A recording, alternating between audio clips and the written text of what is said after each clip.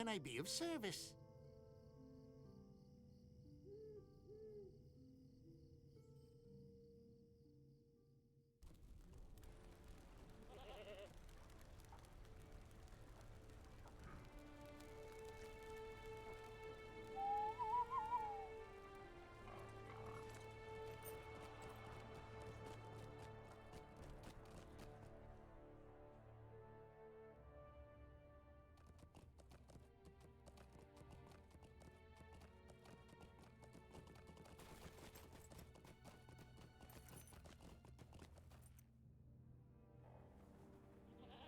Aye.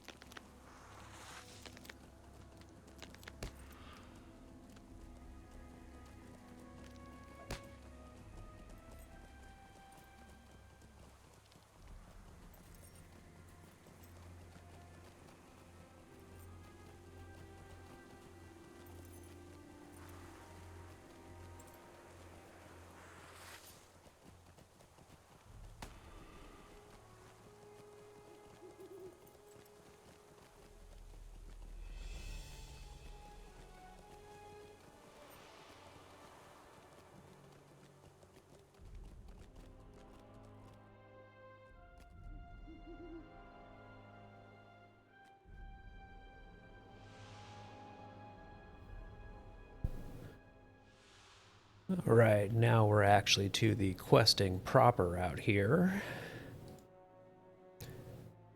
Took care of the little kill beasts to get to the point where the map actually shows the real objective, which is going to be get up to this fortress up here, which will be off in the distance.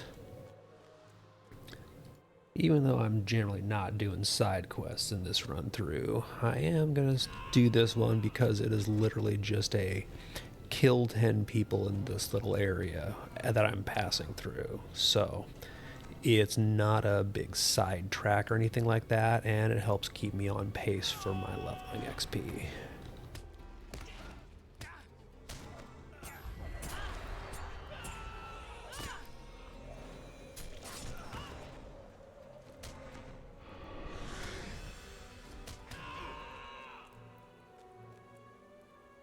And also, I believe that, yep, it's doing the quest, and there's also the Slayer deed for the zone. So it's another one where I get 2 for credit, so it's worth doing.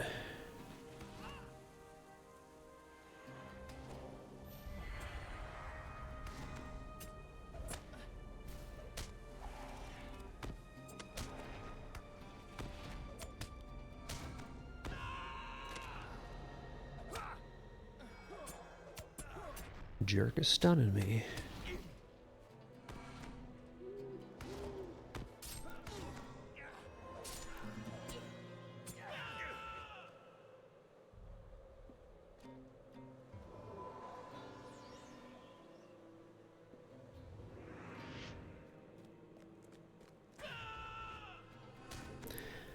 I'm almost at the point where I need to start working on getting this guy a few gear upgrades. He's still basically in the fresh 130 gear. I figure by about 135 or so, I'll start looking at spending some of my motes of enchantment and get him a few choice upgrades. Alright, there we go. Quick little burst of XP for 10 mob kills is not bad at all.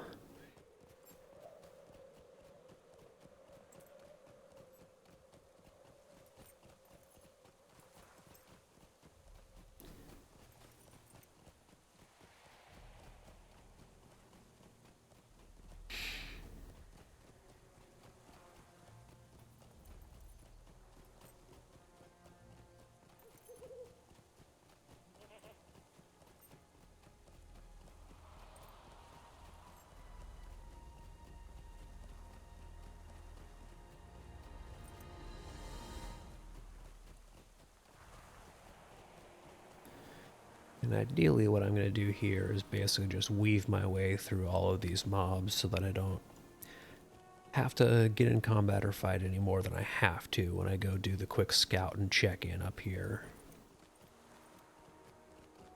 Because I'm not deeding or anything out here to any serious degree. It's really just hopping in and getting my stuff.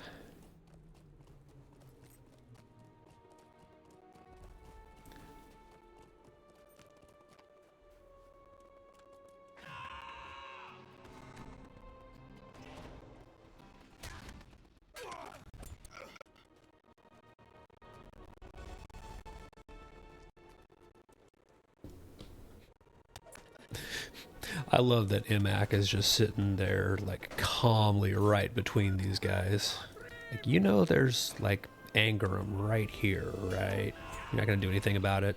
No reaction.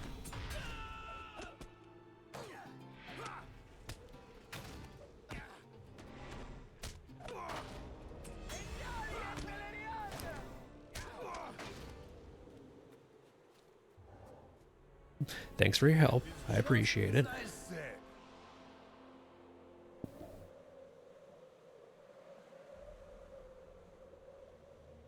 So we're confirming that, yeah, the Angerum have definitely taken this place over, so we're going to go scout the other pass. Which ultimately means we're going to go say hi to some giants.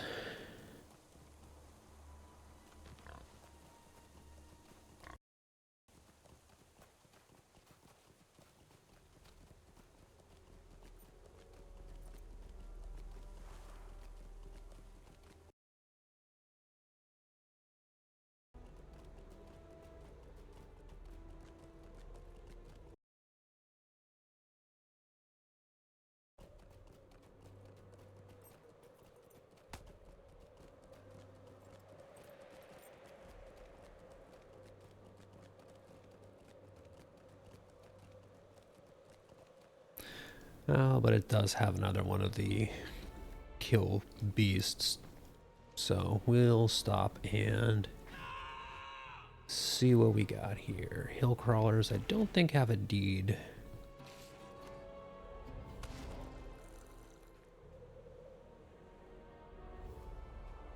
Crows are part of the Beast Slayer deed, so they're a good one to pick up.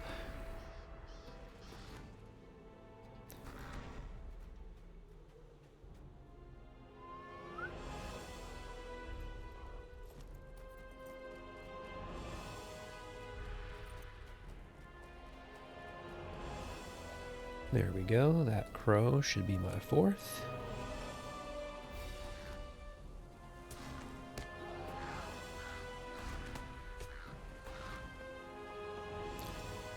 And that just leaves me the task of going all the way to the other end of the zone and scouting the passage out there.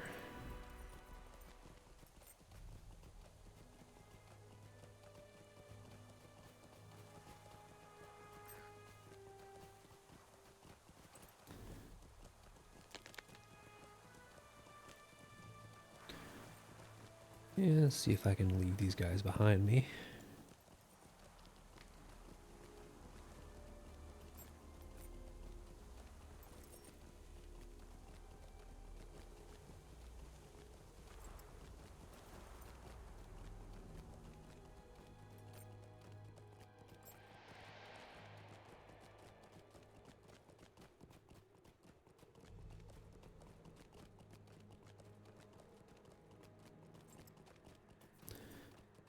These little areas here by the water ponds are just so full of enemies. There's rarely a truly good way to ride through them safely.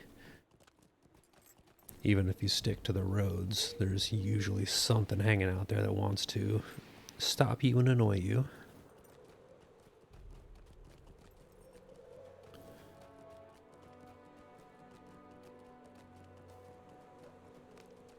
But we are saying not today.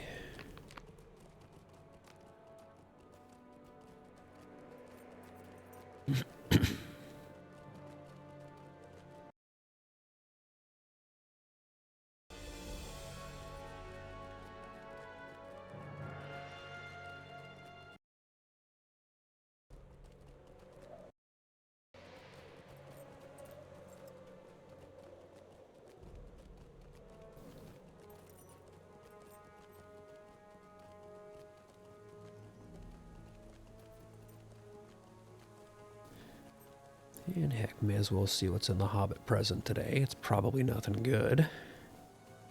But it's a little bit of a virtue XP pot and 2 gold's worth of scrap, so that doesn't suck.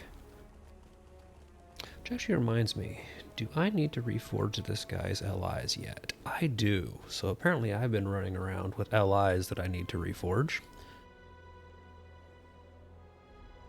So get those upgraded real quick. And I'll bet you that that has unlocked...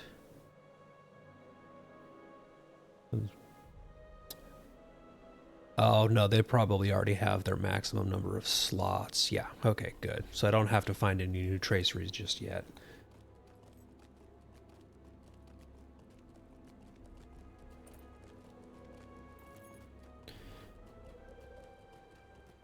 I think technically I should have taken the path on the right because it's more straightforward. This one goes way steep here.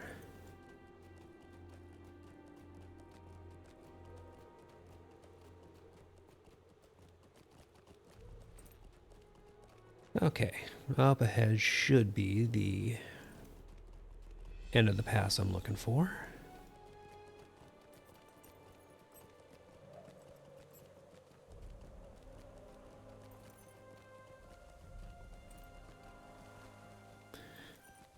Say hi to the giants I'm passing.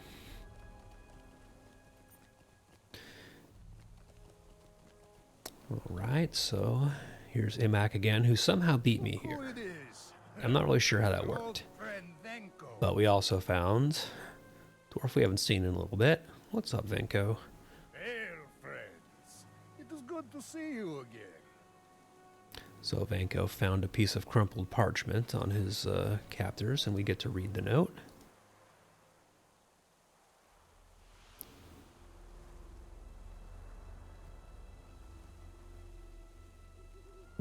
I have done what Magath asked of me.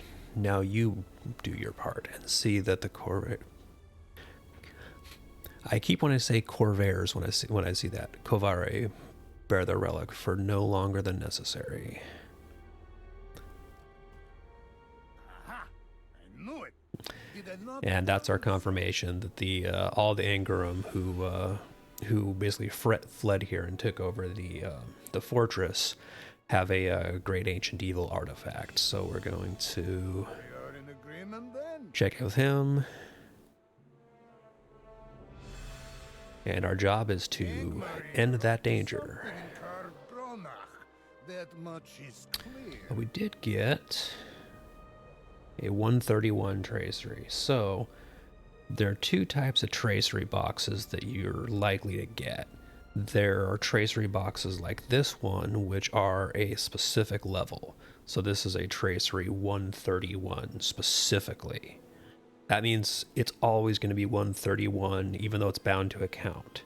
So no matter what character you open it on, it's always going to be a 131 tracery. And I've got a few of those stashed. Other boxes that are similar, this is a runes but not a tracery, don't have a level listed. So this is just enhancement runes rare as opposed to enhancement runes level 131. So what this means is that this is going to, when you open it, give you a reward that is appropriate for your level at the time of opening it. So these, without the levels, are the ones you save if you are close to a next level range, because they're gonna level with you. These ones here that are for a specific level, you can easily out-level them. So let's see what's in this box. Major Ballad Healing. So this would be good if I was setting this guy up as a healer, but I'm really not right now. And I might when I am higher level. But at the moment, going through the 130 stuff, I'm just doing story and world content with him. So that's going to get disenchanted and give me some script. But it's really easy to accidentally end up with a whole bunch of level-specific boxes that you stash because I might need it later. And then it turns out that, you level 10, 15, 20 levels, and then you look through your inventory and you've got a bunch of stuff that is literally no use to you anymore.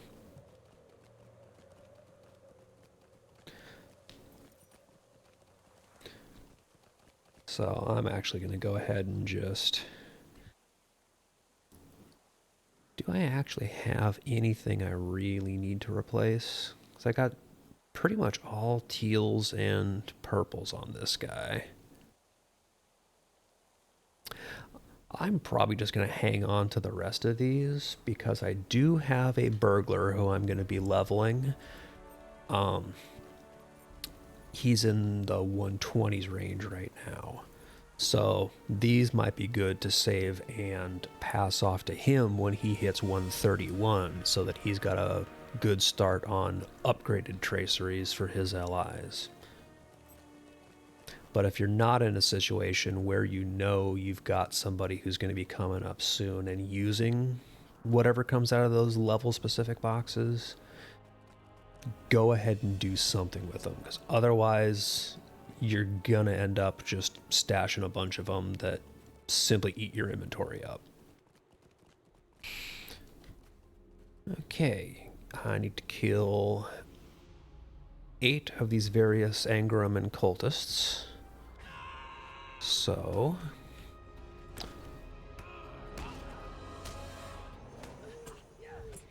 figure since I'm passing by.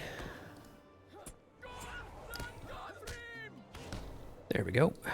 Oop, and I accidentally just hunted the Grim, so it's getting killed too.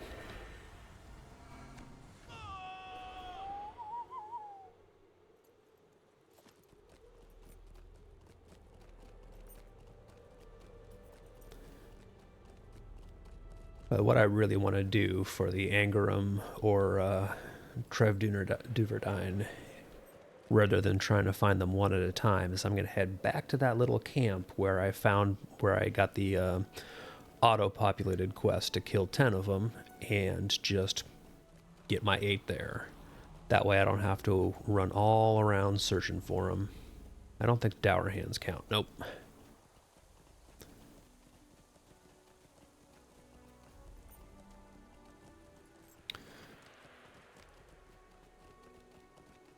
So I'm just going to pop over there and find myself some cultists.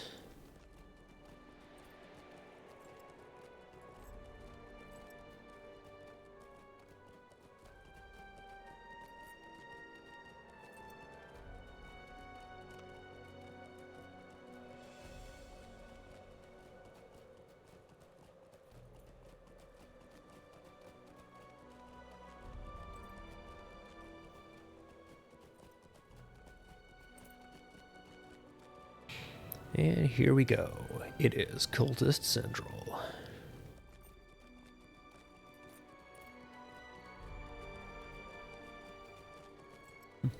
Hi, dwarf. I'm sure there's probably a quest that's going to take me to talk to that dwarf at some point in time, which I may or may not do because I'm not side questing. But for now, they're just kind of hanging out, watching the camp.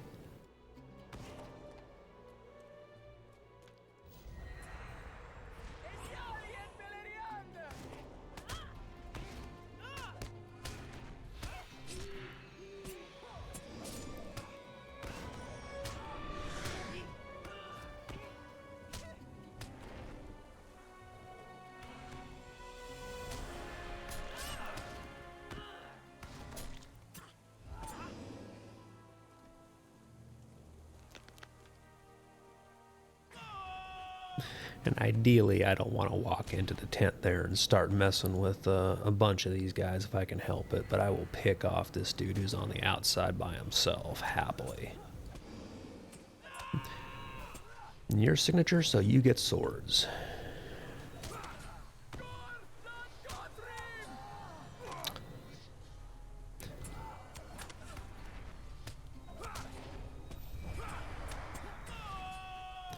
Okay, so I need one more cultist. Oh, nope, that wasn't actually the last cultist.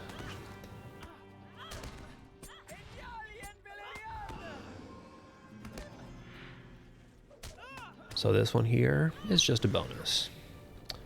Alright, so I read the orders that I took off them. The tower will be in your care while he is gone. If you have need of additional guards, send word to me at once. Yeah, that's not, sketchy or anything. Okay, so now I need to go find Vanko, who is hiding up the hill there. Like, right by the cultist. Like, look, here's Vanko and Imak. Here's a cultist. How are you not getting seen?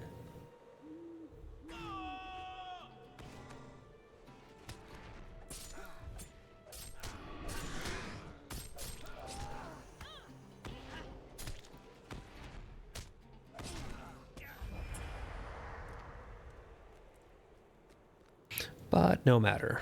I'll take care of the cultists. It's fine. I got this. What? You just stay up here and, do dwarf things. Alright, so we're going to go investigate what they thought they heard over in the distance.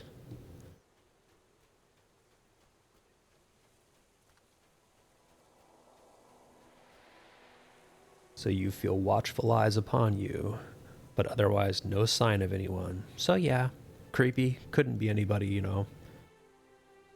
spying on us or anything. Perfectly natural, perfectly normal. Everything is fine.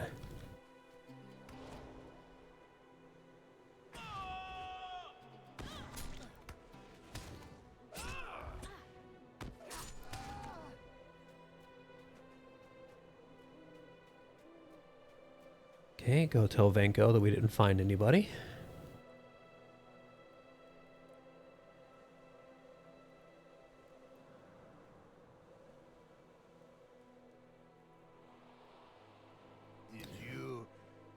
Did you see anything? Alright, now we check in with Imac.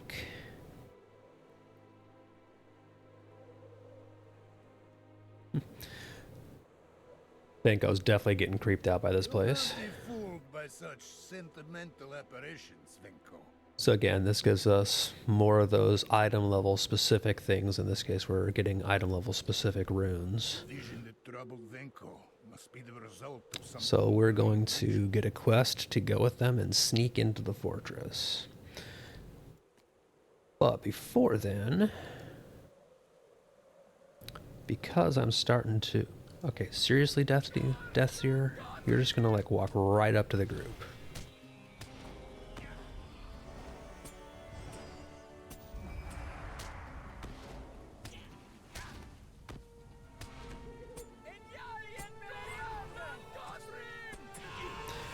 Okay. I'm going to find someplace in here. I've got a bunch of runes. Okay, so all of these tier 13 runes that have the enhancement limit of 449 are pretty much wearing thin. So I'm going to use them to bump all of my tracery slots right now up as high as I can. I've apparently been really slacking on using them. But hey, this lets me use them up and get rid of them.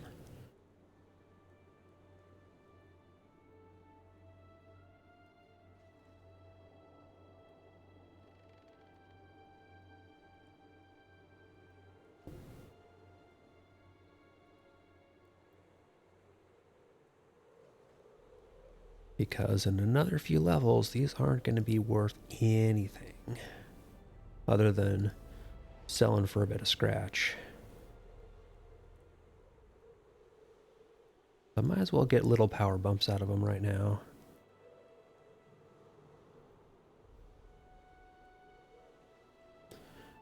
Okay, so that puts everything in this LI to 449.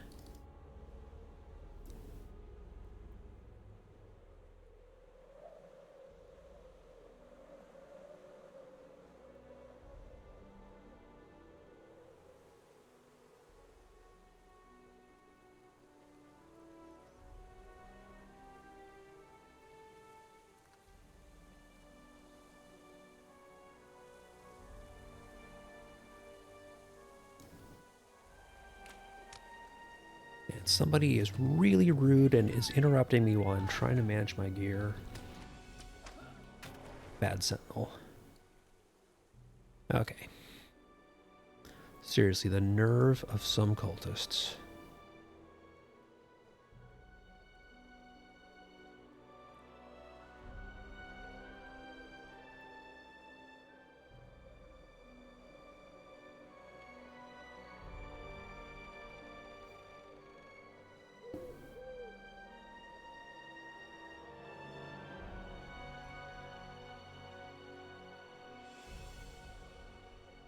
And that is everything in this LI up to 449 as well.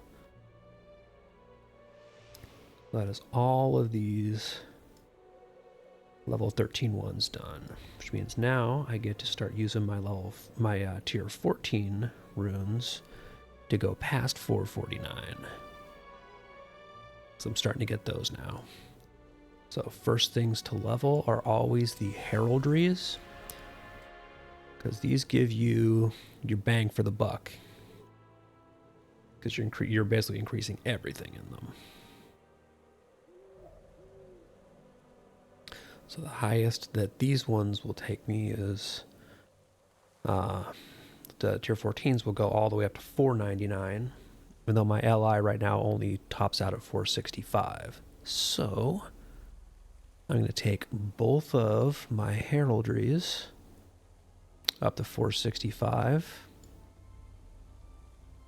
And leveling the heraldries increases all of the stats that are on it, whereas when you are leveling your other slots, your craft, power, and masteries, you are just doing whatever the last item is.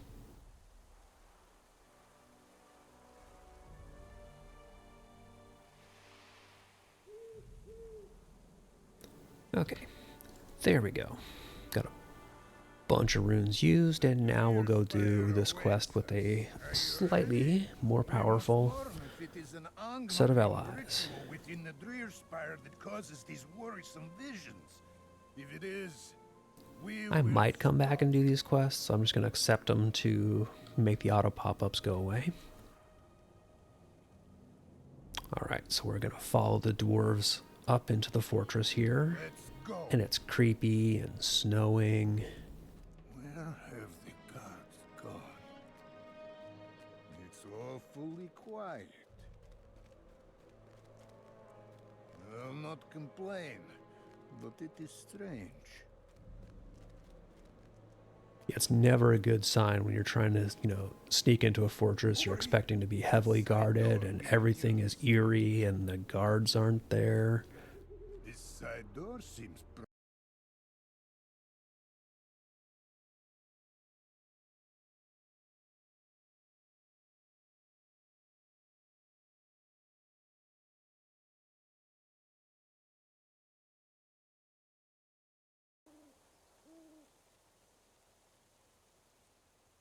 Well, we haven't seen any guards and it's kind of creepy, but we're going to go inside anyway.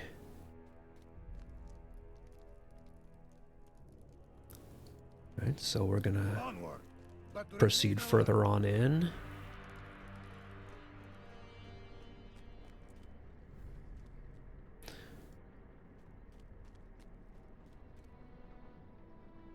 And all of these areas are going to look awfully familiar to people who played through certain areas of the game or done certain little mini dungeons.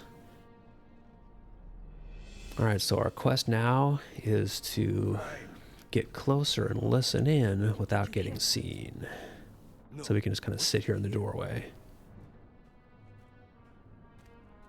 I'm not sure. Maybe it was nothing. You've been jumpy ever since you came back from Baragulra. What happened to you, Kovira?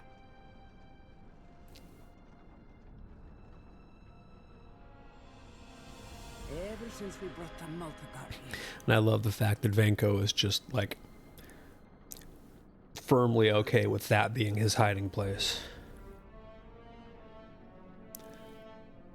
Like, you were just right out there in the open. I mean, I'm not very well concealed here at all. They could literally just look over and see me, but Venko is just straight up sitting on the floor. That artifact. I only carried it for a short time, but even that was... So they're starting to figure out that the artifact of ancient evil that they carried here with them is maybe a little creepier and more evil than they thought it was. Months ago. And they're all starting to get creeped out. I saw her standing not 10 feet from me, just as she was in life. Seeing dead people. So yeah, that's always comforting, right? You think the fell Graver showed her to you? I don't know. But I am glad Ruveron has taken it away. What does he plan to do with it? There are some warding runes preventing passage to a sacred lake at the dwarves. He plans to break them with the Maltagar. Well, good luck to him. Sometimes I wonder if Govard was the luckiest of us, after all. I wonder. Okay, so we've successfully spied on their planning session. And confirmed that, yeah, even the cultists don't really know what's going on.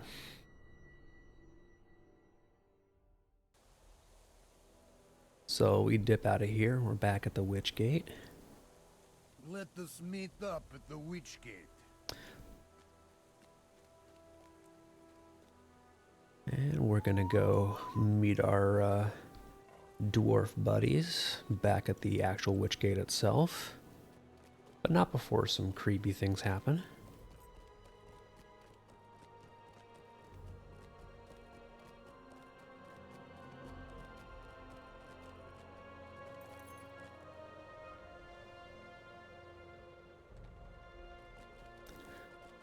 Again, seeing dead people. And feeling like we're being watched. And they also saw dead people. This time I saw my eldest brother, So let's see. That's a might necklace. That's the agility. So the will should be our bottom one here. And that's not bad.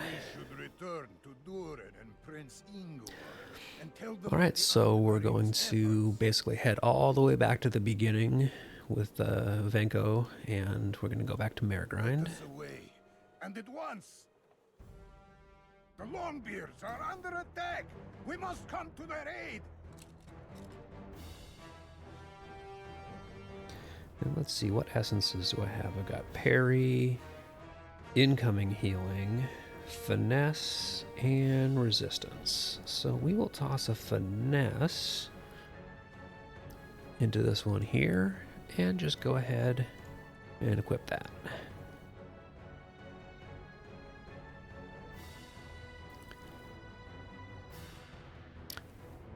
Okay, so we're going to fight our way to Ingor and Durin, but first,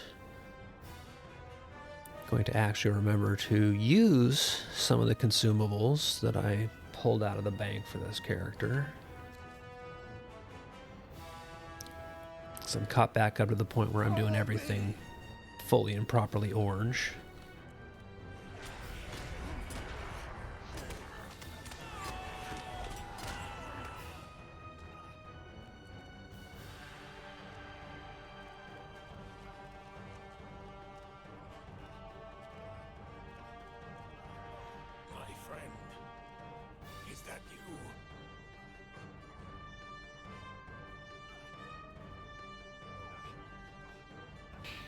Yep, no time to mourn. Press on. Keep killing orcs. And get to the important dwarves, because I guess that dwarf just really didn't count.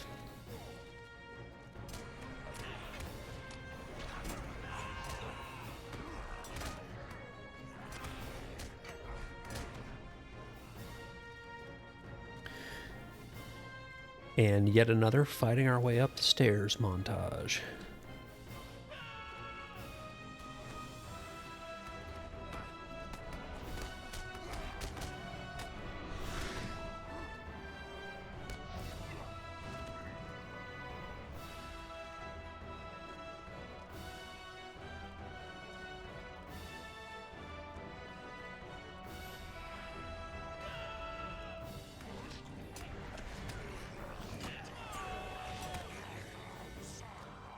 But I'm a redline mini, so I can just blow these guys the heck up. Come on, dwarves. Keep up, please. This is another one of those places where you really want to let the NPCs properly lead the way, because I've seen this place break a few times. If you run too far ahead of them and trigger events before the NPCs properly do their next piece. Alright, so now we've left our other two buddies. Imak and Venko are going to stay down here, and Ingor is now leading the way.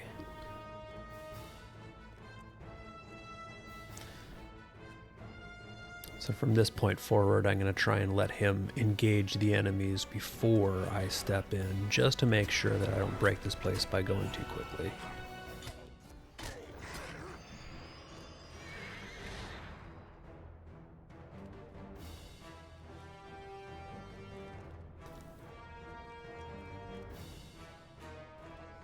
Alright, Ingor, go find yourself some trolls.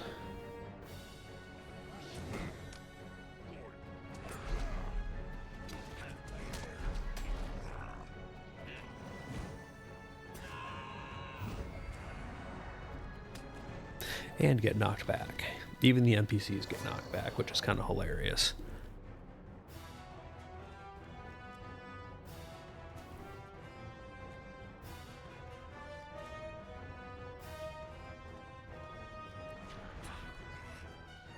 Alright, apparently he's not going to aggro all of them, but he's close enough.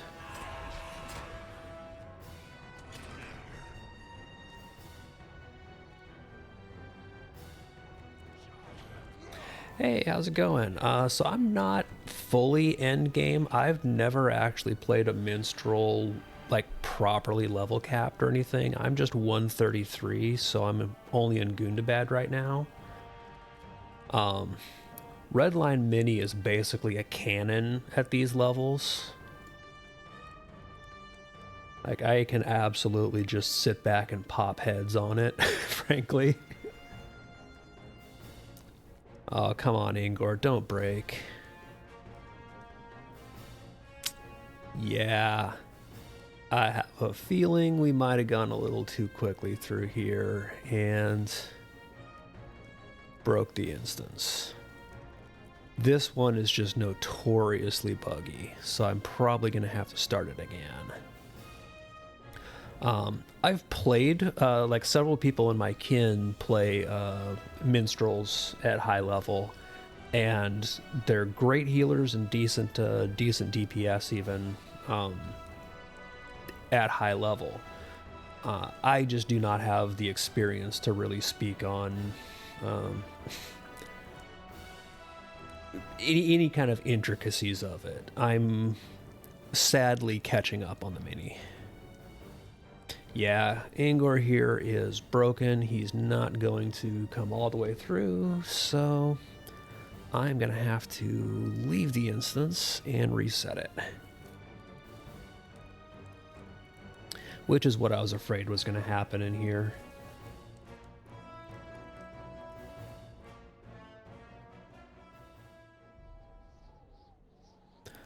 All right, take two. And at once. Oh, nope. It didn't even reset it. I have to cancel the quest.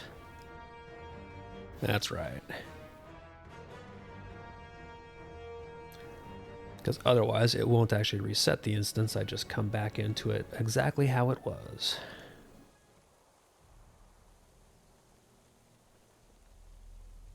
Which means I have to wait 5 minutes for it to come back. Oh, let's see. So in the meantime, I got 5 minutes to burn.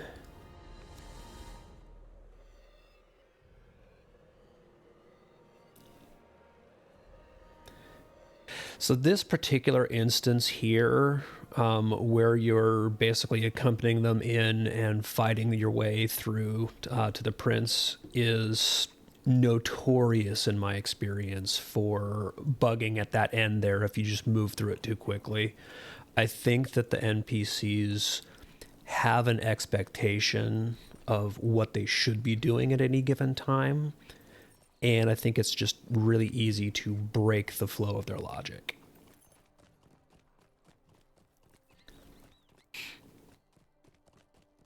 How are you liking Beorning? I did the dumb thing, and I decided I didn't want to. I broke my Valoring rules with the Beorning that I made. My normal rule is I do not valor a character that I haven't played to at least 50, and a class that I haven't played to at least 100. And I broke that rule on the Beorning that I have, and I have not figured the class out to make it into something I like. Stay a moment. I know a lot of people really like them. I just have never clicked with them. But then again, it's the same as Brawler. A lot of the newer classes I've just have not quite clicked with.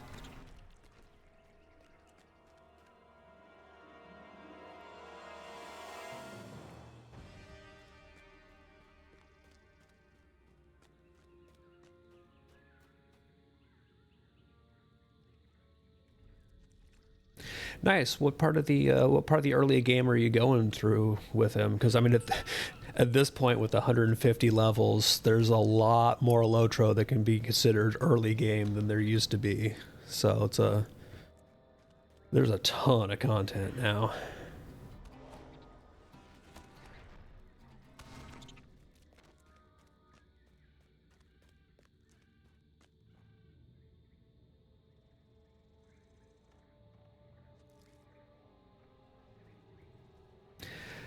I definitely made the mistake of not playing my Beorning through the early game.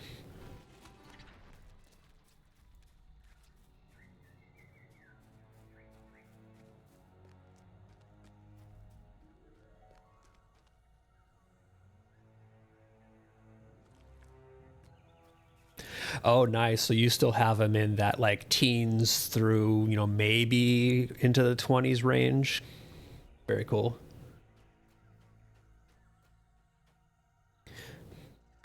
Breeland and all the areas around it, like that just immediate Breeland and Breetown stuff is just still, like, even after all these years, I love it there. I love the quest lines. I love the NPCs. I love the environment and the story. It's always one of my sentimental favorite areas.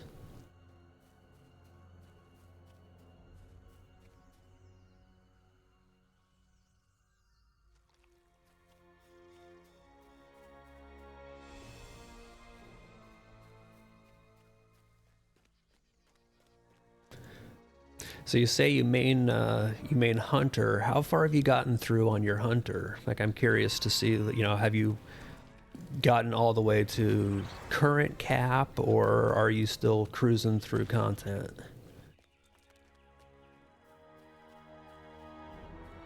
Because myself, I tend to take lots of breaks of varying lengths. So even though I've played a lot, there's a lot of times where I just, I come back, it's like, oh, the level cap is 40 levels higher than it was last time I was playing, or something crazy like that. So I am not always anything close to current.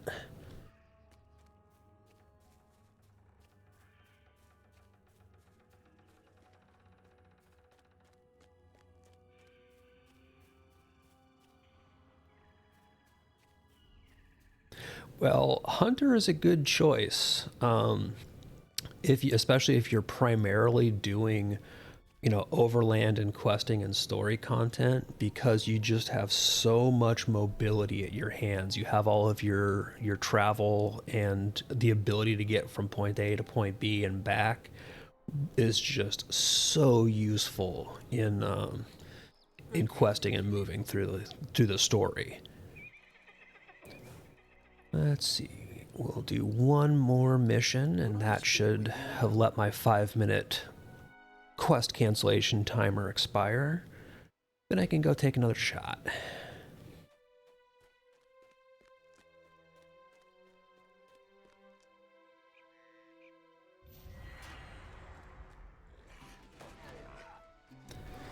Yep, good old hunter taxi.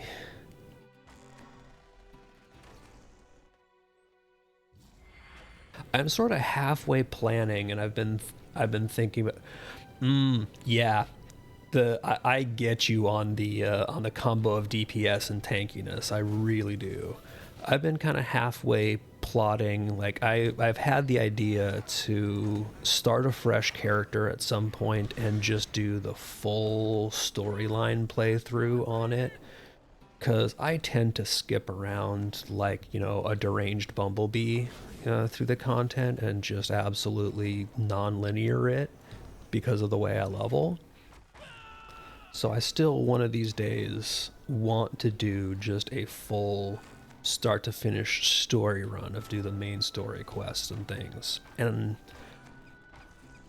while Hunter would be great for that because you have all the travel skills, I still think I'm probably going to do it on a heavy armor class, because you have that combo of damage and survivability. And that is something that I just really like having an option for. Like, I have a small handful of characters that I've gotten to 150 so far, and 3 of them are heavy armor classes. So apparently that's just my niche.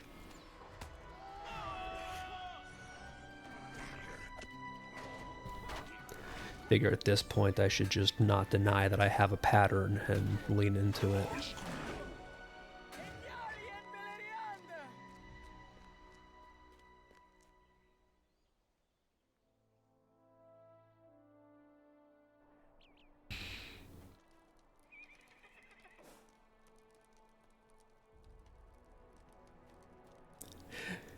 Yeah, there is a linear storyline. The catch is that it's so easy to fall off of that linear storyline if, if you're not careful, that you can lose the plot a little bit.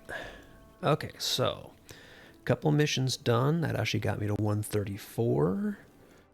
Now I'm going to let's see, where's the closest place? I'll just pop back home because there's going to be a stable master I can get back into Gundabad with there.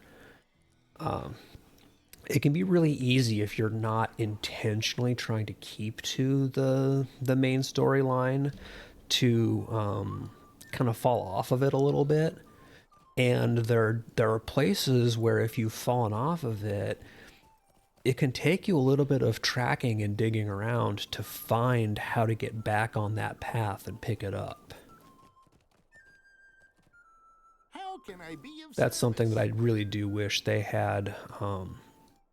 They made a little bit easier, always having something that you could look at to see, okay, if I want to get back on the main story, where should I be going?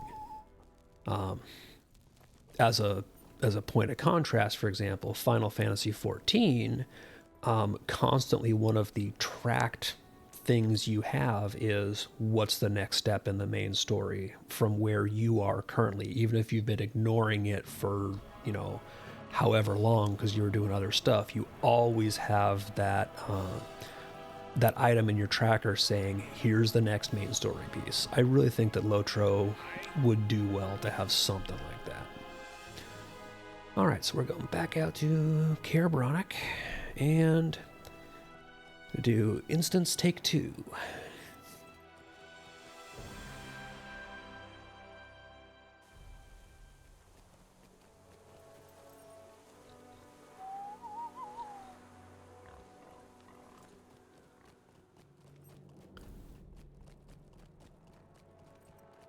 Ride back up to the Witch Gate, meet my dwarves.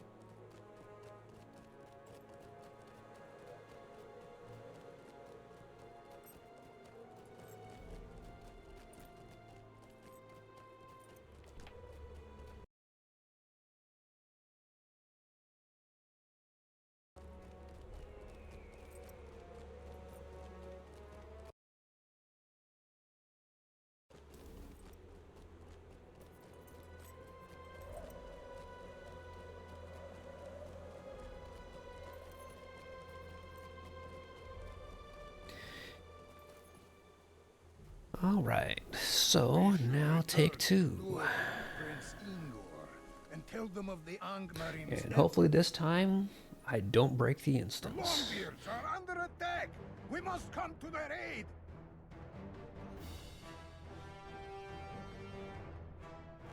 Follow me.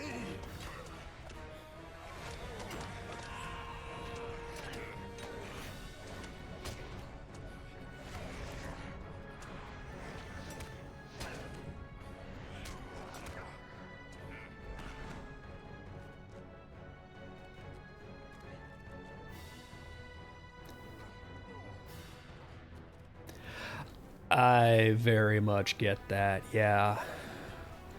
Uh, the amount of time I lost to Morrowind when that game came out, yeah. That game ate my life for a few months.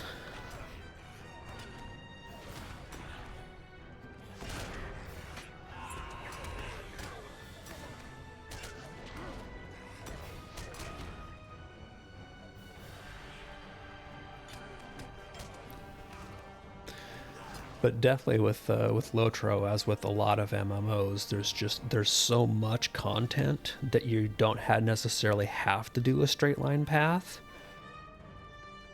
And at this point in time, Lotro has so much non-straight line path content that it can be really easy. Like, you know, I like that I can take 3 characters through 3 different leveling paths as far as zones and quests and stuff like that.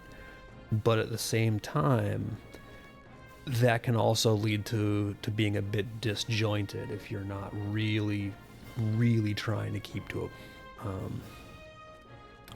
you know, keep track of the main core story.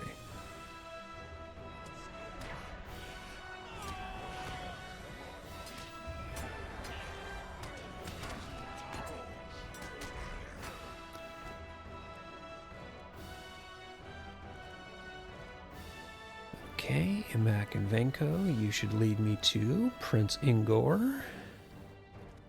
And then we'll Ingor! escort him now. We will find Gorgar and put an And end knock to on it. wood, we get lucky this time.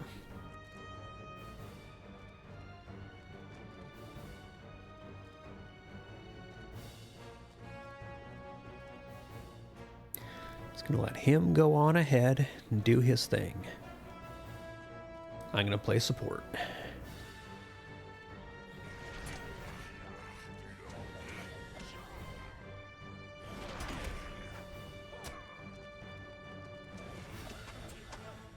See if I can make this take a little bit of time.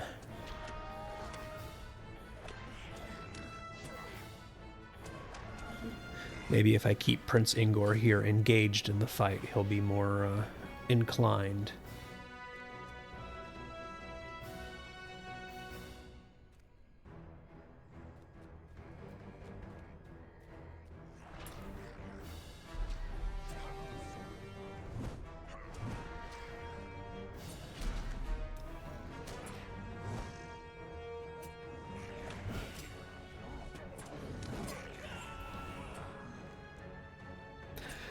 Yeah, the custom spells in Morrowind. What I did a lot of at the time was playing around with the ability to enchant gear to do different things. Like I had a bunch of enchanted glass armor that had all of my spells basically baked into that.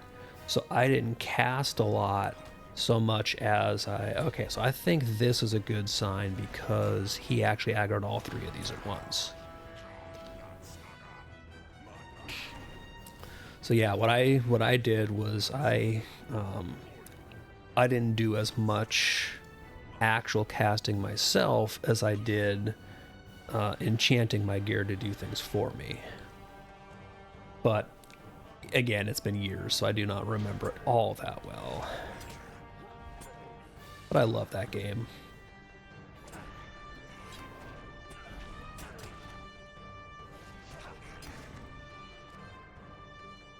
Okay, Prince Ingor. Look, up ahead. There we go.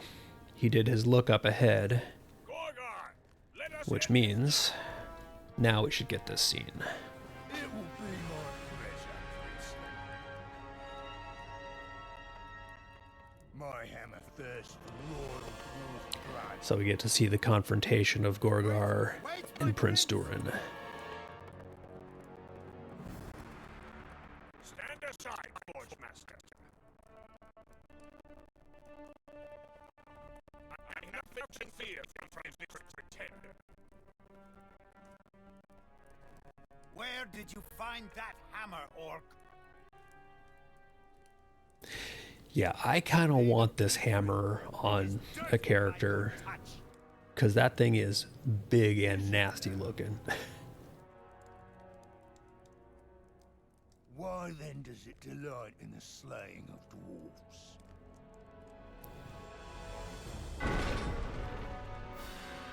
Stealth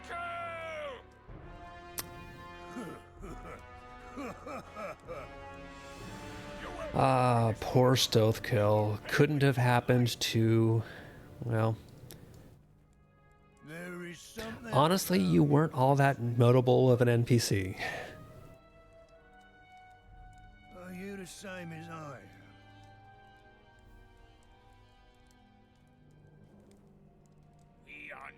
alike, pretender. I'd say this is message enough, boys.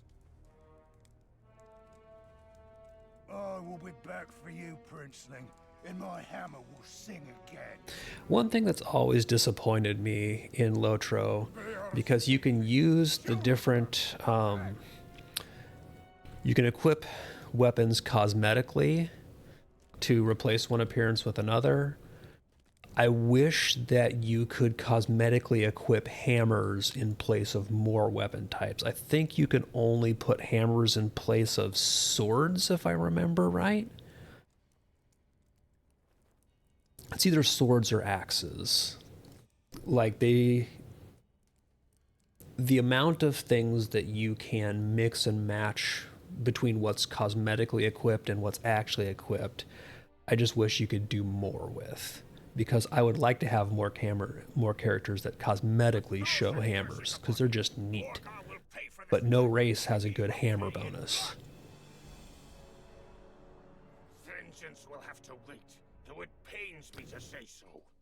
Alright, so now we're basically going to go check in with the healer and help deal with the aftermath of all of this. There he is. I am here! I am here! Gonna go try and treat wounded. Don't try and treat the dead dwarves. They're dead.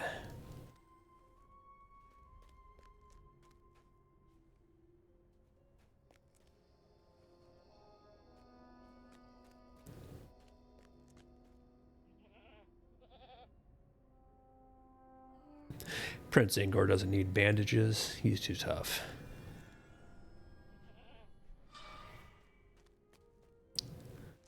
So yeah, definitely that orc attack took out a lot of the dwarves in this little camp here.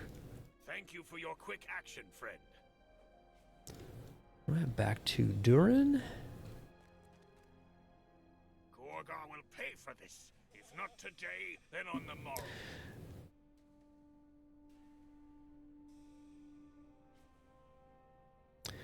Alright, so now we're going to go check in with Bosi. And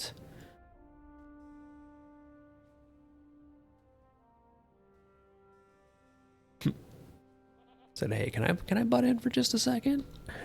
Said, okay, fine. Do this in memory of Stothkel and honor him.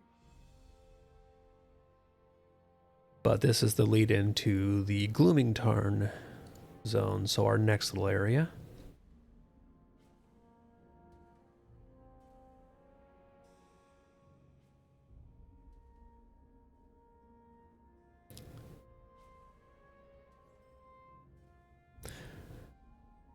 So basically he's saying here that we need to go past Deep's Grave to the west and into Glooming Tarn. So that is basically here is Aislif, which we're going to ride to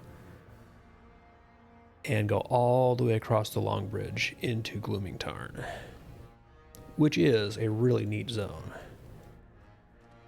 Again, a lot of Gundabad is just really, really well designed. Like, it is Moria design cranked to 10.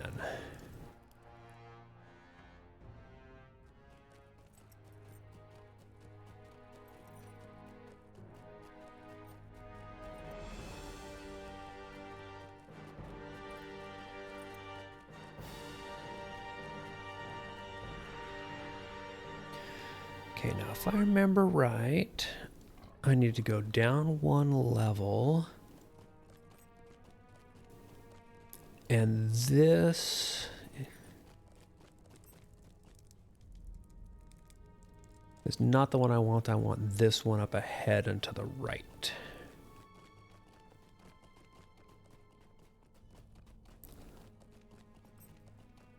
Oh, I really love the Shield Isles and Umbar. I really do think that when you get there, you're going to be pleasantly surprised. it is really nice to see them do a new biome, an entirely new color palette, and just a whole new area that they get to really flesh out. It's an absolute blast out there. It really is.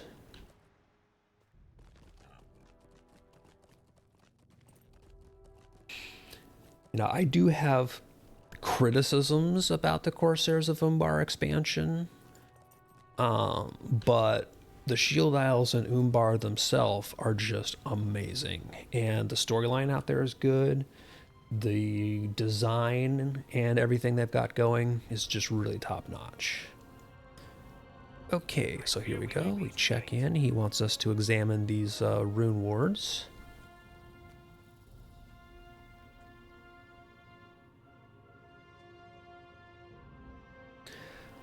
So basically somebody messed with this one and it got broken.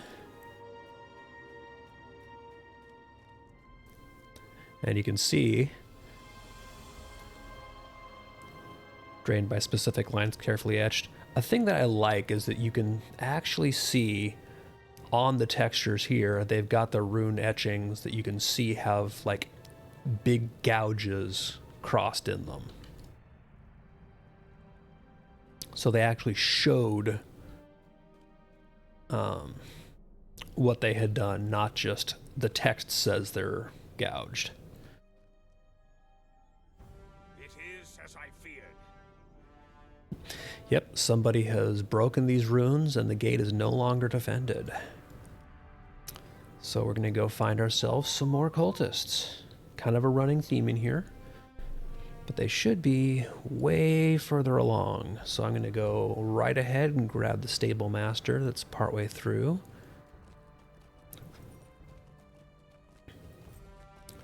Just going to ignore those orcs because I don't want to do side quests.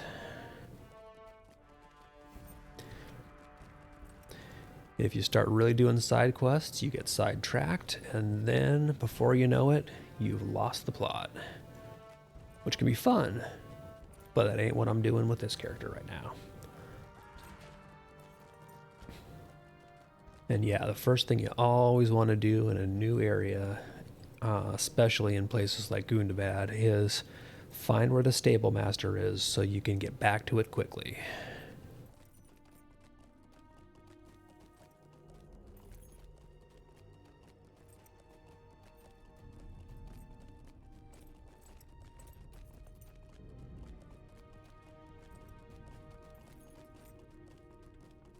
And that should be in this little camp up here.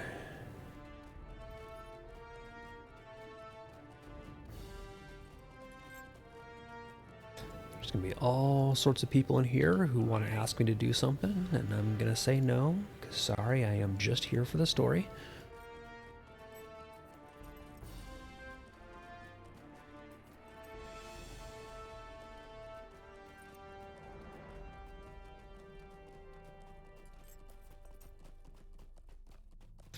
And a little further along, there should be a camp of Angarum cultists that I can stop in on and thin them out. So I want my next left-hand turn.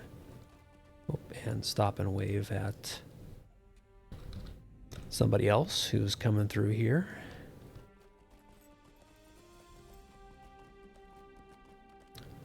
Gonna guess a stout axe dwarf captain. Is this my road? No. Not there yet. Oh, I passed my turn.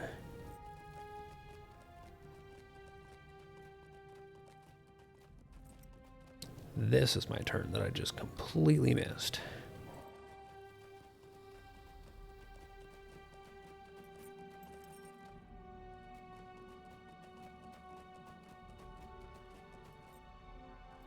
Interesting. Did they get a spider? Bad spider. No. Did they get a boost or something in a recent patch? I haven't been keeping an eye on class changes for them.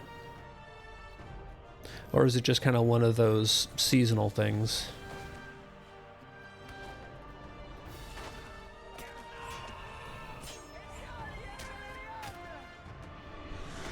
So, there can always be kind of the flavor of the month aspect where somebody starts something and then everybody jumps on.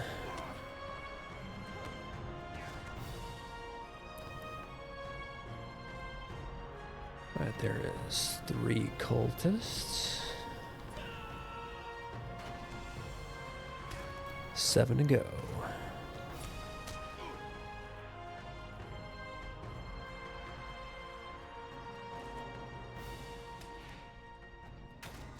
My anthem up because I've been really bad at keeping that on.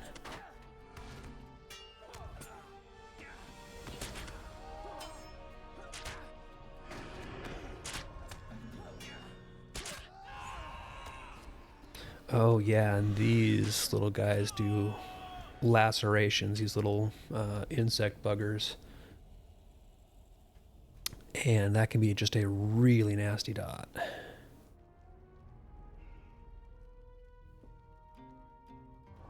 So I've got to remember to actually cleanse that when I see it.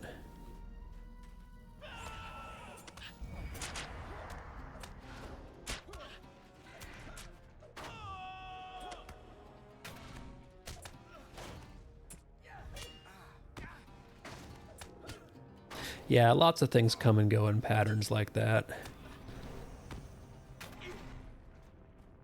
Right, that is 7 of 10 cultists, so I just need a few more.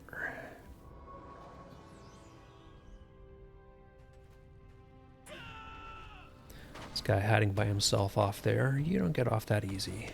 I saw you. Oop, that's not what I wanted to do. Okay, that is my 10 cultists. Now I'm going to meet Slagvi down by the lake. And let them know that I've been thinning the cultist herd.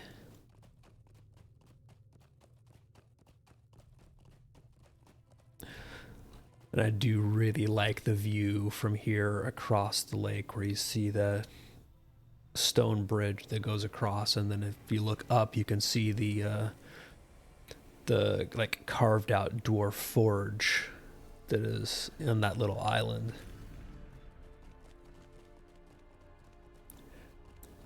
It really is. The look and design of Gundabad is just top notch in my opinion. I really like how they were able to give the effect of dwarves having been through here and found these caverns and taken them and used them as their own.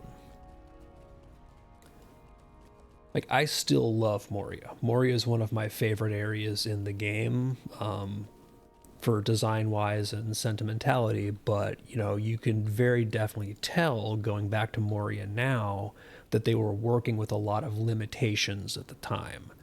And with Gundabad, they've been able to just absolutely up their dwarf game. This is the cavern where Durin the Deathless awoke, first of all the dwarves. So this is just a cool little place. Is, you know, we just got told, like, yeah, this little area here, and specifically the island on their side, this is where Durin the First awoke in the world.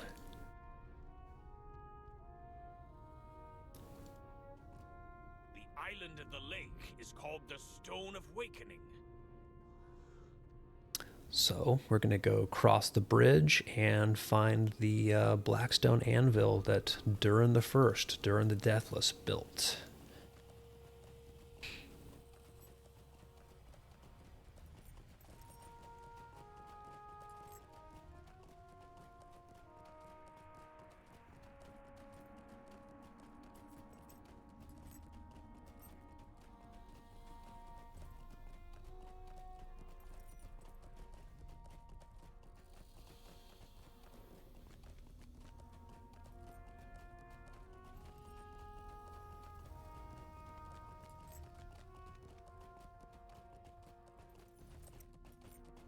And we got our nice little windy path up here with all the switchbacks, but it just lets us check out the scenery.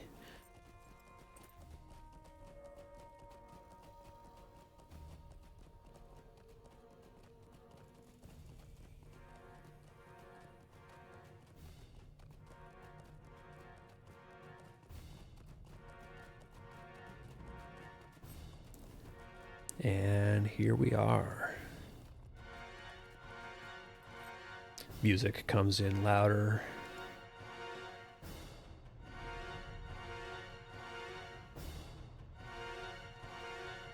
Stone of Awakening.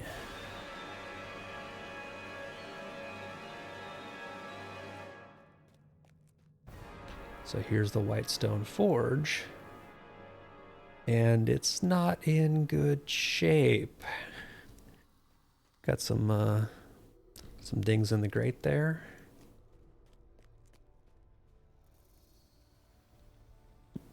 The Whitestone Forge is here, but the Blackstone Anvil has been taken away. So, Slogvi is pissed at this. So, says the villains who hauled away the Blackstone Anvil will suffer the wrath of dwarves and all who called them friend. Our new quest? Kill 101 Angerim. So, Slogvi is calling for vengeance with a capital V for the theft of the anvil.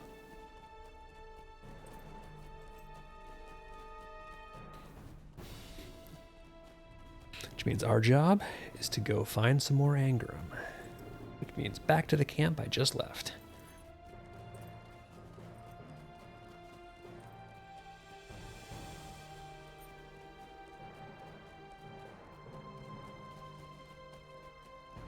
And get that loot ready, cause whoops, missed my turn. Cause 101 Angerim kills coming up.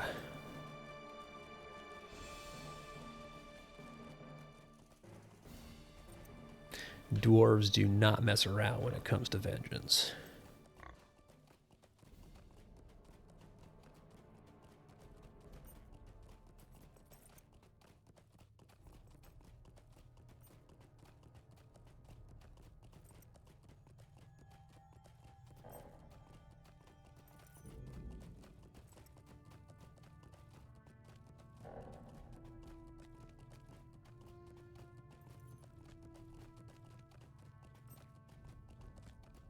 Oh, I saw you, sneaky spider. I'm just gonna go all the way around that spot.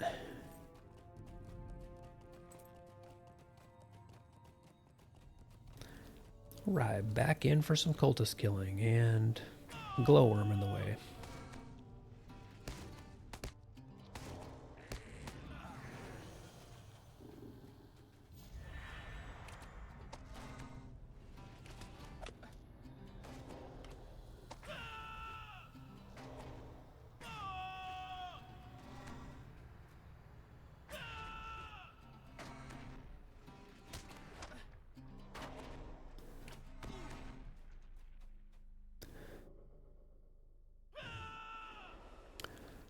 Remember to get my food buff back on.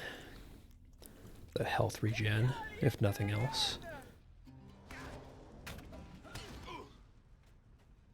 Okay, that's 4 out of 101, so I'm making progress.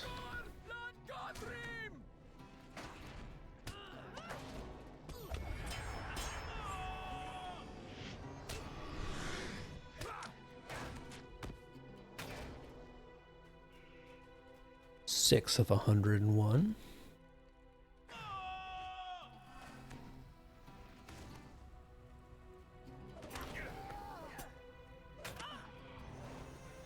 Oh, but after that kill there, I hear Slogby calling me from the lake. Apparently he's not actually going to hold me to killing 101 Angerim. So we're going to put a halt to our extreme vengeance quest.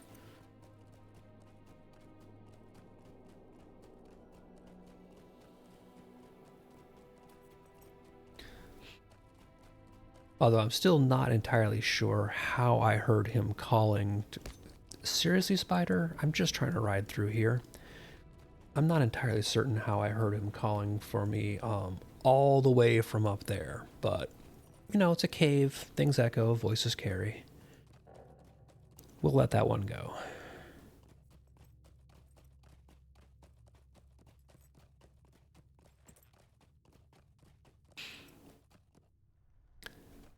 Apparently he reconsidered the wisdom of saying that vengeance is 101 kills.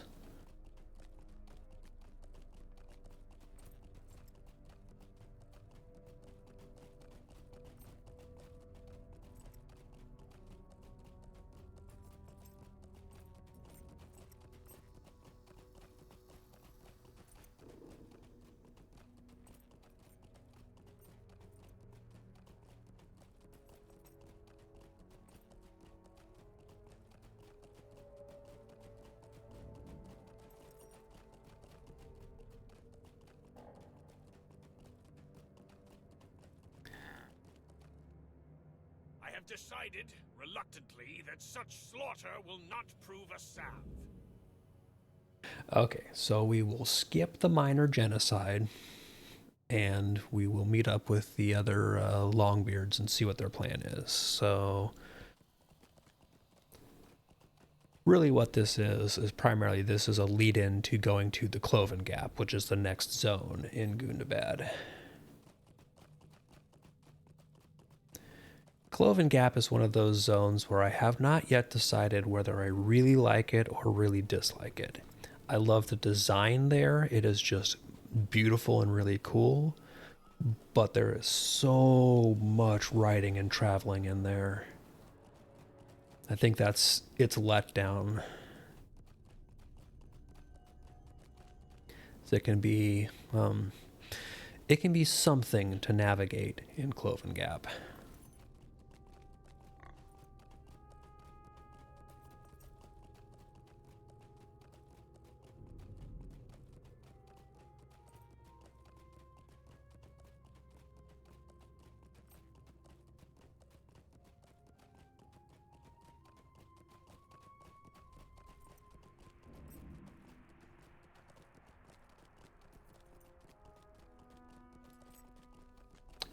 Right, here's the rest of the dwarves.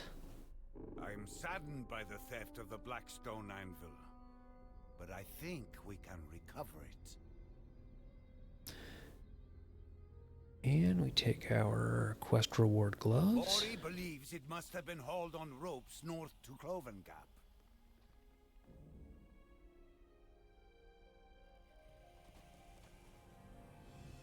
It is no easy matter to move such a thing. Well, yeah, it's an anvil. You can't just, casually pick it up and carry it across into the next zone. I see no reason to leave Fustrith behind if she is willing to risk the dangers.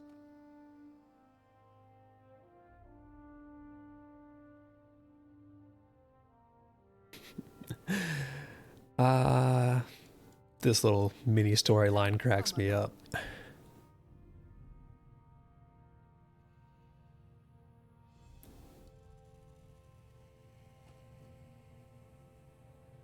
I did not mean to offend, and I hope I have not.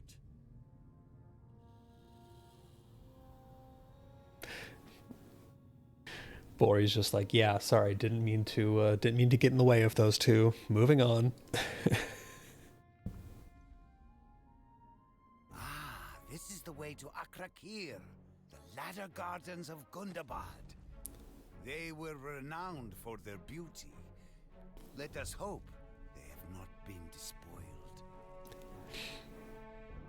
All right, so we're pushing into Cloven Gap with the dwarves, and our task here is to follow them and remain alert.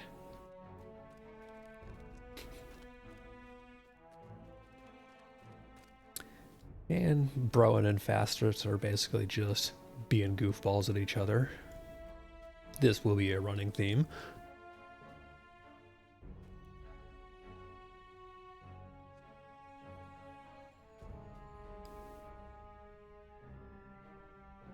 That's not foreboding at all.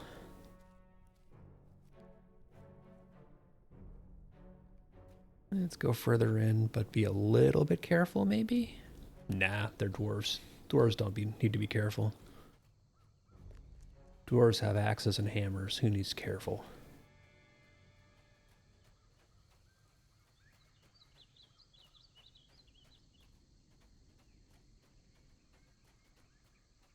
And again, really cool scenery. It's this like gardeny area carved out of Gundabad where it's still got all of the caves and rocks and stuff, but there's the chunk in the middle which is open to the sky that lets you see the night sky in, but also you get all of the greenery in here. Right, here's a dead Angram, so that's always a good sign. But it's been torn apart by wargs.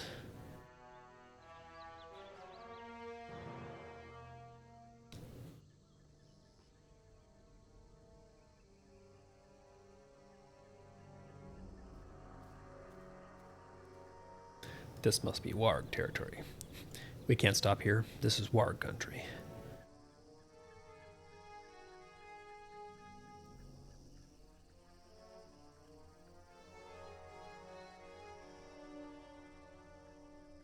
So some of the cultists must have survived because the anvil's not just kind of hanging around here, but now the inevitable warg ambush.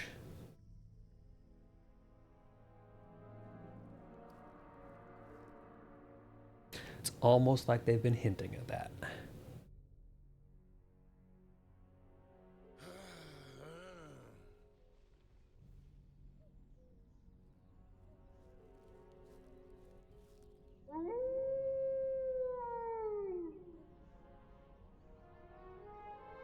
Where are you, wargs?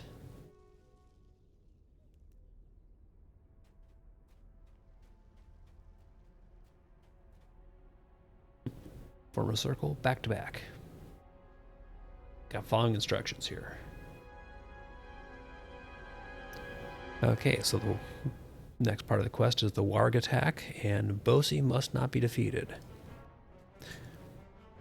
Funny thing there is that kind of means that, by extension, they don't care if the other dwarves are defeated. It's just Bosi here who matters. Kind of a bit of a jerk move. The wargs are all circling around us, being intimidating. And here's all the rest of the wargs.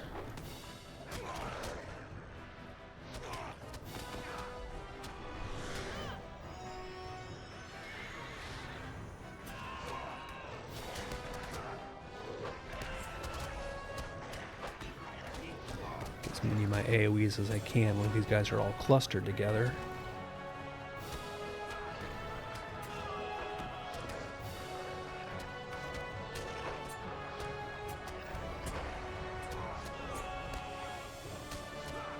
Here's our vicious pack leader. So you get sorted.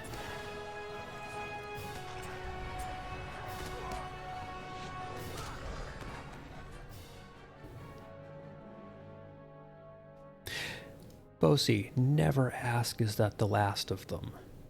Like, that is just asking for trouble.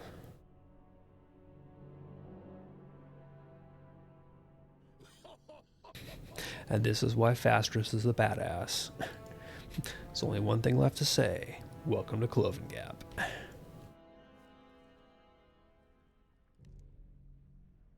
Alright, so our next task here is we're going to basically set up camp in the entrance of Cloven Gap here. Will return, and in greater numbers.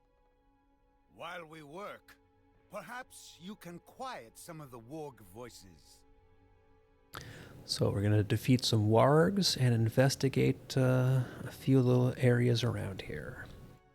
So Cloven Gap as a zone is pretty big, but mostly vertical north to south. But it's done on a lot of different elevation levels. So these roads through it oftentimes are the only good ways to traverse the zone. So it is not always fun to navigate in here, frankly. The first thing I want to do is actually head back down this way. I want to cross over to the other side of the zone and get the next travel point in here, which is this little area, so that I have a foothold in here to come back and forth.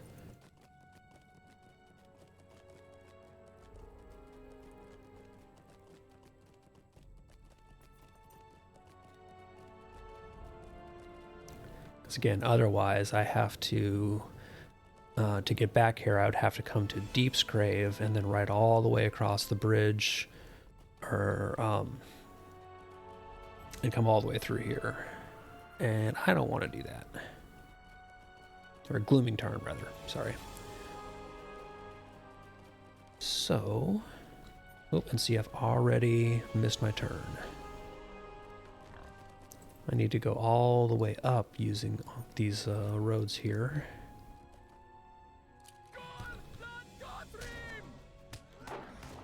But my quest is to kill wargs, so I will stop and kill them on my way.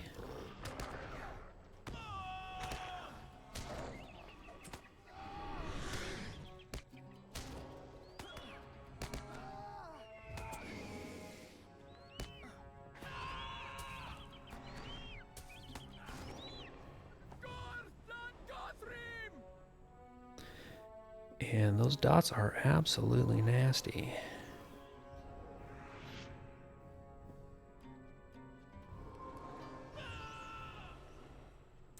This is where I start wondering if it might be good to do some side quests to get a level or two before I keep going on, but we'll see. I should probably just actually be a little bit more cautious about how many enemies I grab. I think, yep, this is the level I want to be on.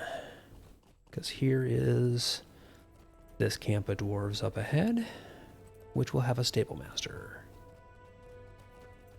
Much better. So now I have a way in and out of the area. So, now that I can get back in and out easily, I can go back to finding some wargs to keep killing for the quest.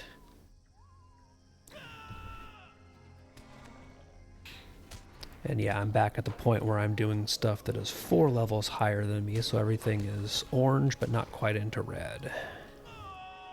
Which is pretty solid as long as I'm halfway careful. Not fully careful.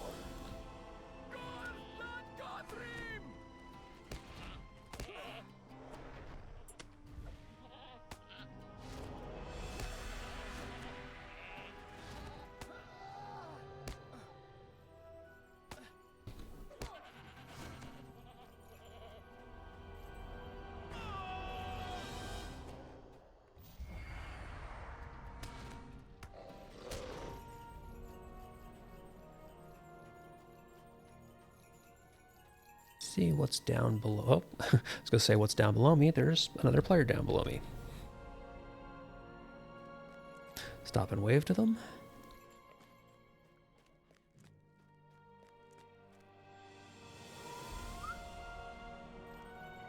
Let's see, I see no wargs there, so I'm just going to keep on this level and see what I find.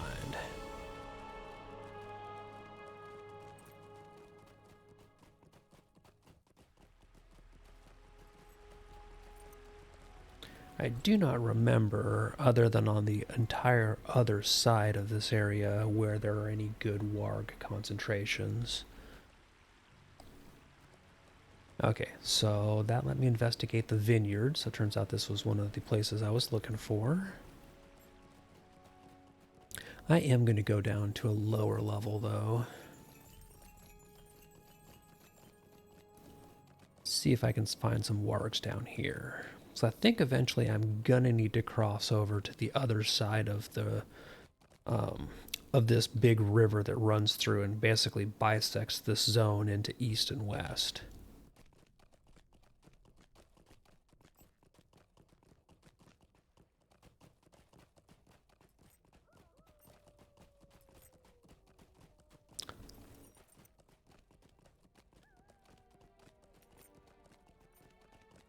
So I'm just going to go ahead and, oh, there's a warg right over here.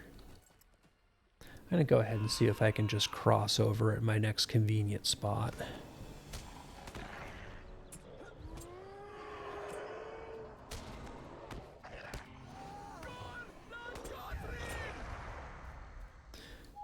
That gives me half of my wargs killed.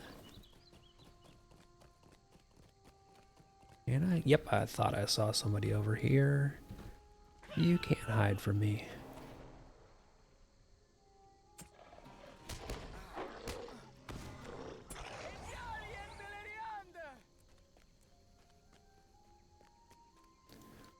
I go check out some more of the cool dwarf statuary.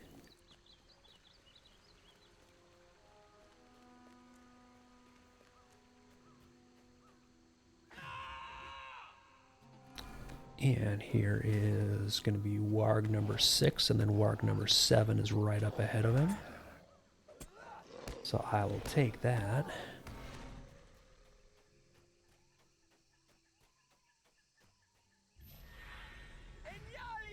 Oops, I forgot that call is an AoE. I'll take a goat too. Poor goat. Let's see if I get lucky and get one more warg up ahead here. There's a bird. There's my last warg. And the benefit of getting all of my warg kills done is that at that point the only mapped objectives will be the place I need to investigate. And I was correct, I do need to be on the other side of the bridge for that.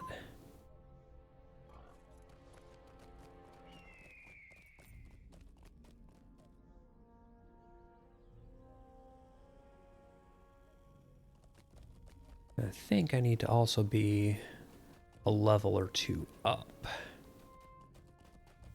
So I'm going to take these ramps back up. And again, this place has such cool design, but navigating is just a royal pain sometimes.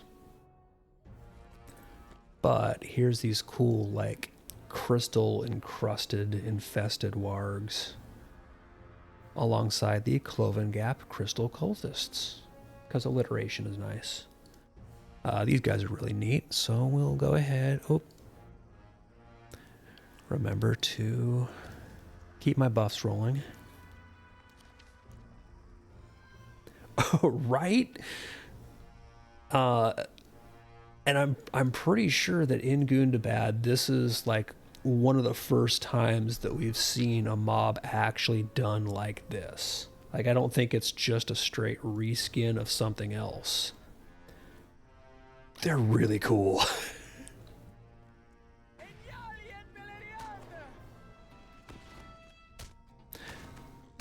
And they've got like the different, like, you can see they've got splits in them where they've been like infested by crystals and they're spilling out.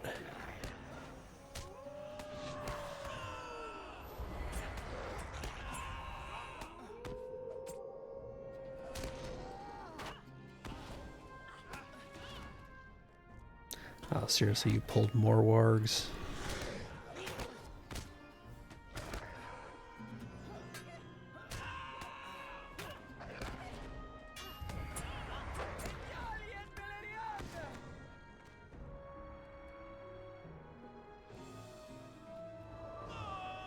It's a good thing I renewed my buffs before that fight, because that was 2 signatures and a regular ad.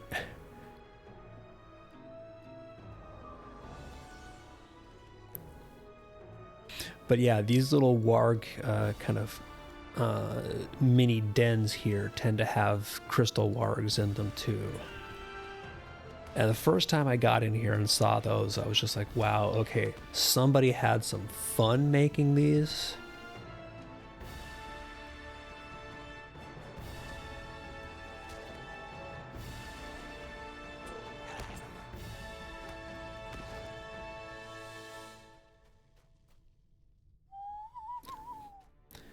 Because the regular wargs they use are these kind of slight redesign takes on wargs from other zones. But then the crystal wargs are just like these big beefcake wargs with all the like veins of crystal splitting out from inside them. Like, somebody got some serious style points on the design team there is all I'm saying.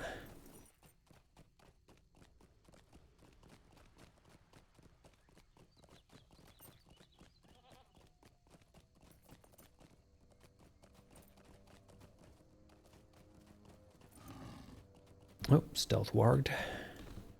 Oh, stealth cat. Bad kitty.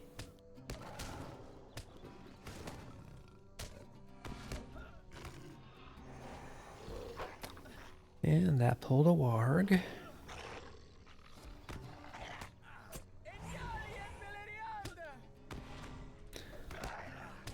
with the wargs, at least they're part of a Slayer deed, so I don't really mind the ads that much.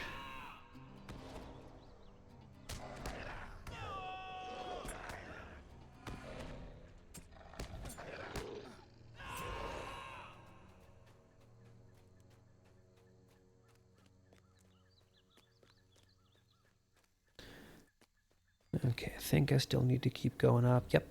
All right, so my next objective should be right up ahead of me.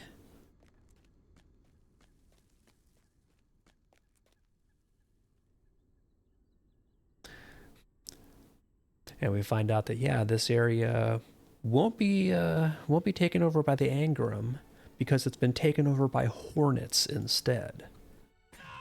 So I don't know if that's really a win or if it's just trading one horrifying thing for another. But hey, you take what you can get.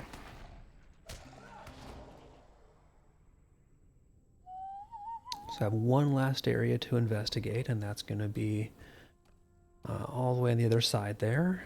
And with luck, I can ride through the hornets and not get dismounted and have to stay and fight a bunch of them.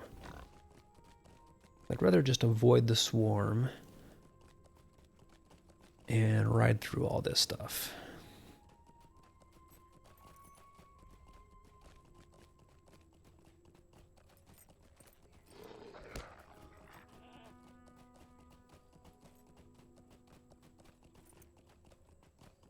This little Angara mini camp here, which I'm just going to skirt through. I should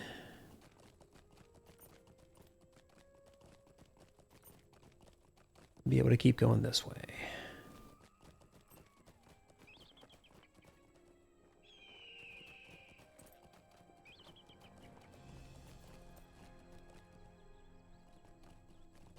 I think where I ultimately need to be is up that platform.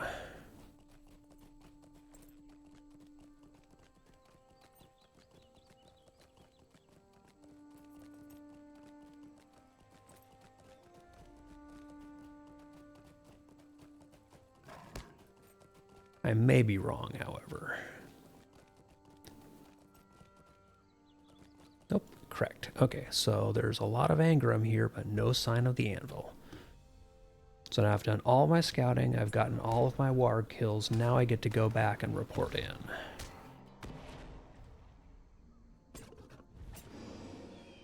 But of course, I'm also way out in the middle of nowhere.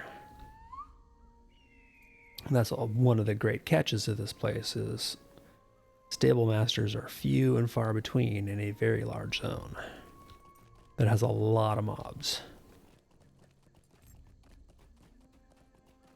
So I'm going to see how much I need to do to catch the bridge across.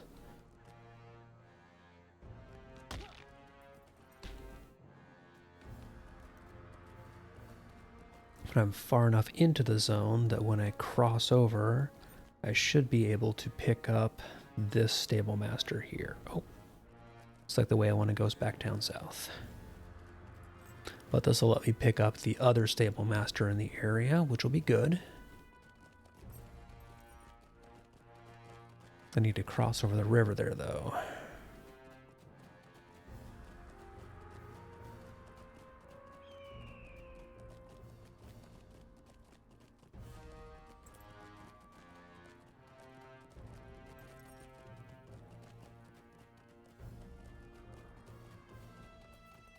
And here we go. So now I can basically just do a similar thing to before, where I take the ramps up and go up into the upper levels.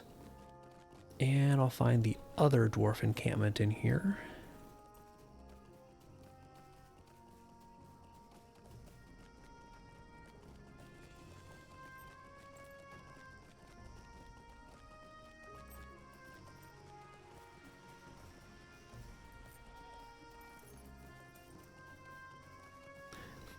Stop and check out the scenery because damn Gundabad is pretty.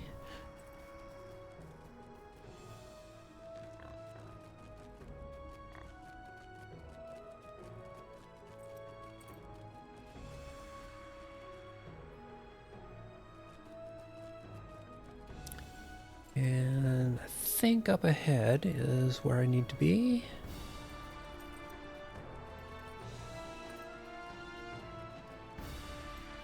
Or it might be up this ramp. Yeah, it's gonna be up this ramp here.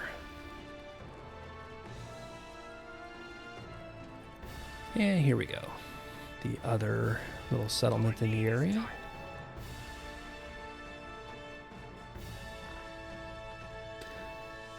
Stopping great lily pad here. So now I can take the horse back to the other stable. Folk shall endure, as we always have. And it'll be a quick hop across to turn in the quest.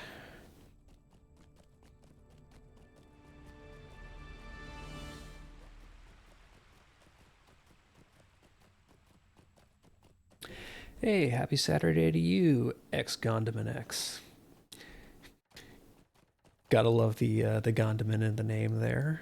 Don't know if that's actually a Lord of the Rings reference, but style points nonetheless.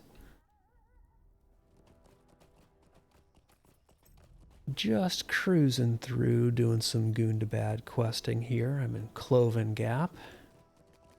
Done my warg scouting, and I'm ready to return back in. Very nice.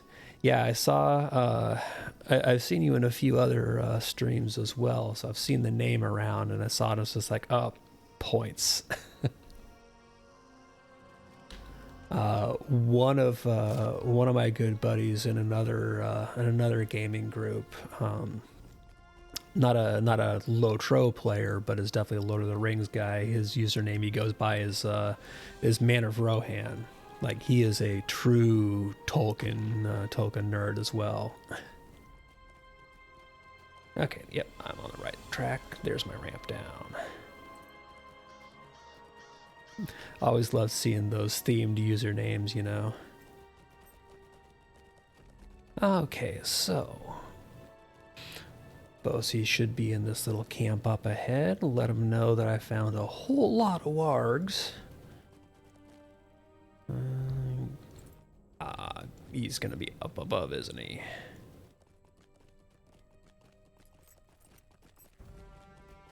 Oh, that's really cool. So I take it then you've also played through the like the Isengard and Rohan expansions, and have gone through those storylines.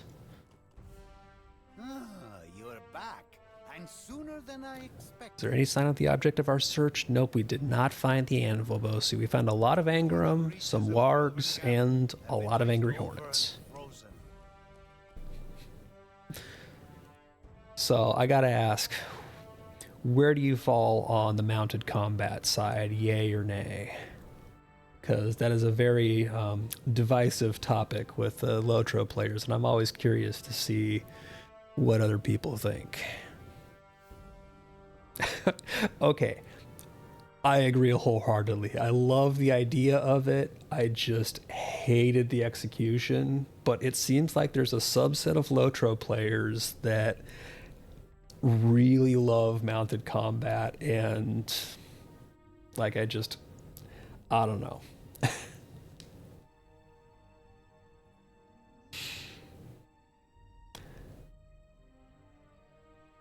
Okay, so let's see. Now we want to go scout the frozen reaches of Cloven Gap.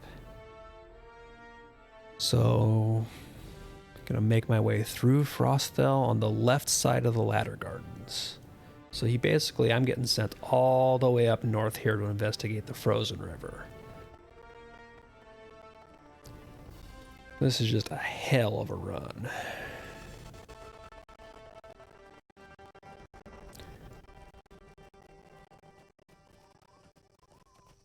Yeah, I like the idea of it. It's not for me. I don't like the execution of it.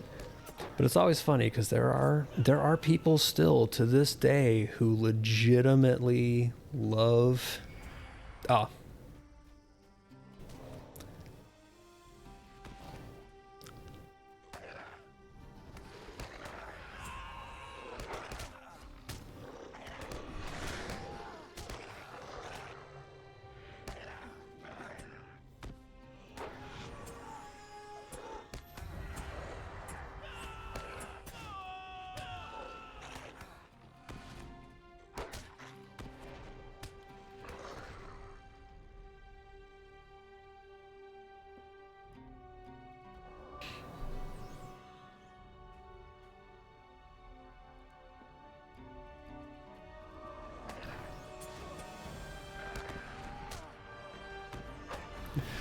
Alright, well, let me finish this warg here off real quick before he finishes me off, because he really seems to want to do that. I think I just hit an absolutely wretched spawn timer here. I've been going through and just doing main story in here, so I am perhaps underleveled, and I'm about to die. Ooh.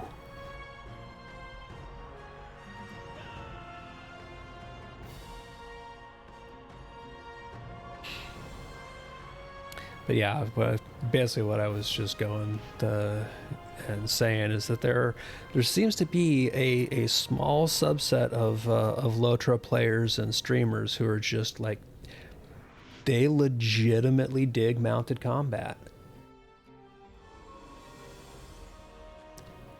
And I love that they love it, but you cannot convince me to enjoy it.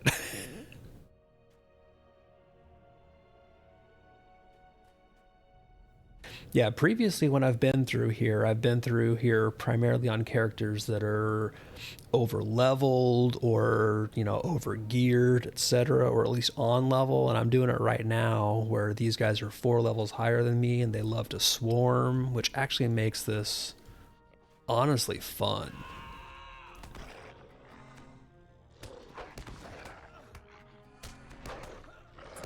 Yeah, I wanted to like it. I really did.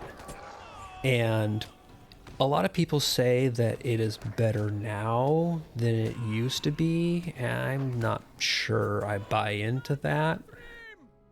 But, you know, I played it when it was the new thing, and so much of Rohan and even into Helm's Deep pushes, like, you know, hey, mounted combat, we expect you to be on your war steed for the design of the zones and the quest. I do not want to interact with that particular system. It is not for me.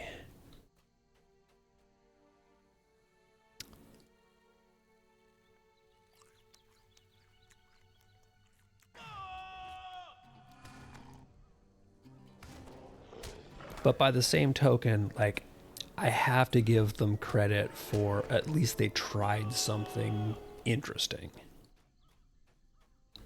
I don't think they did it well, but they tried.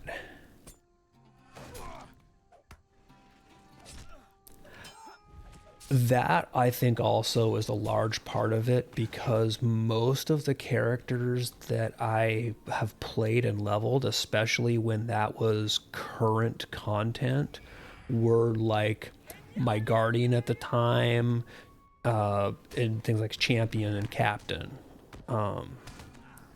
It's kind of funny, Lotro is one of the few games where I end up playing a lot of melee and melee DPS characters. That is not my norm in MMOs. I usually play healers and support, but Lotro, for whatever reason, like, I've gravitated towards, you know, Champ, Captain, Guardian.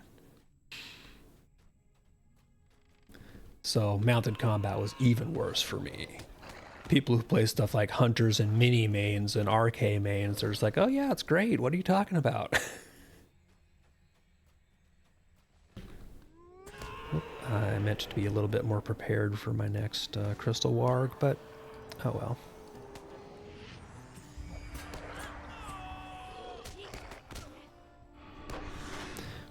And yes, for what it's worth, I do not in any way, shape, or form endorse playing the mini like I play them, because I am not good at mini.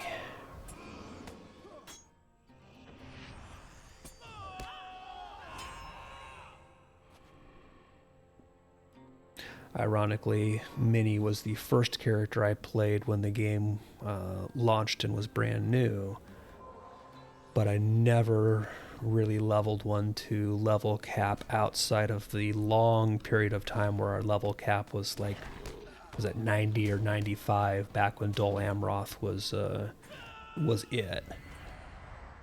I have not had a capped mini since those days, when Dol Amroth and doing the DA dailies was literally your end game.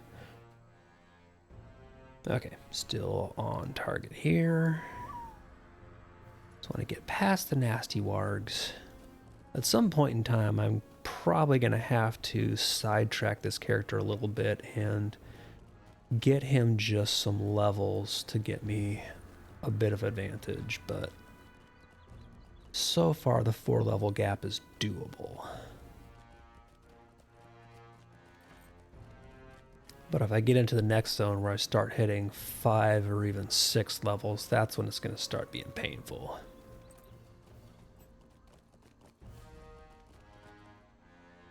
Okay, I need to go up one more level.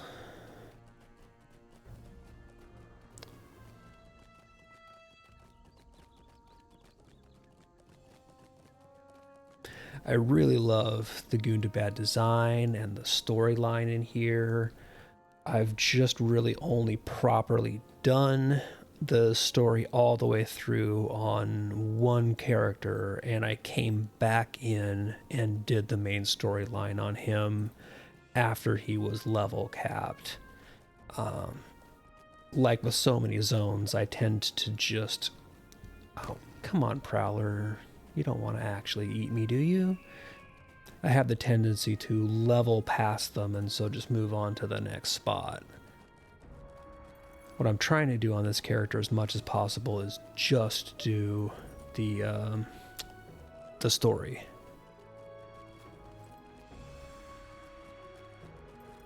I don't know if this is one level higher up than I need to be, but I see snow, so I think I'm in the right place.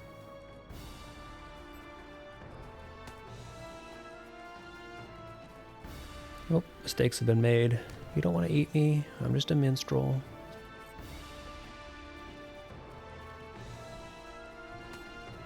Leave me alone. Let me through.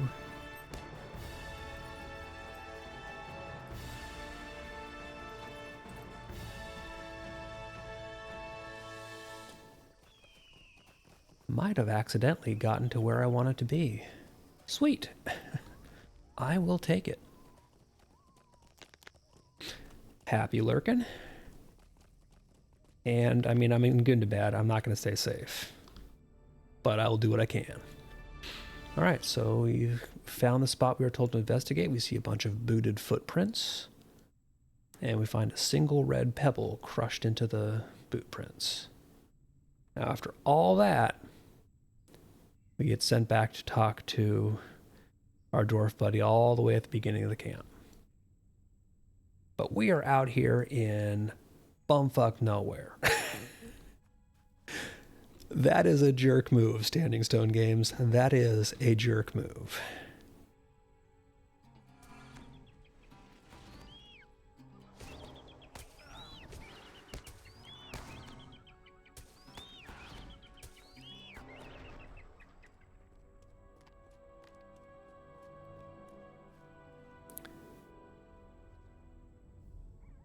So I'm going to go ahead and cheat just a bit, because I do not feel like riding all the way back to those guys if I can help it. And I can help it.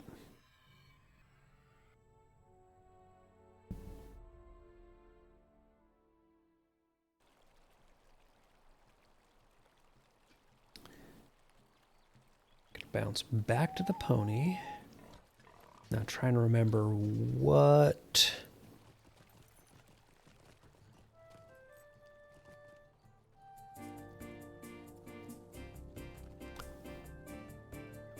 Stop and listen to the music.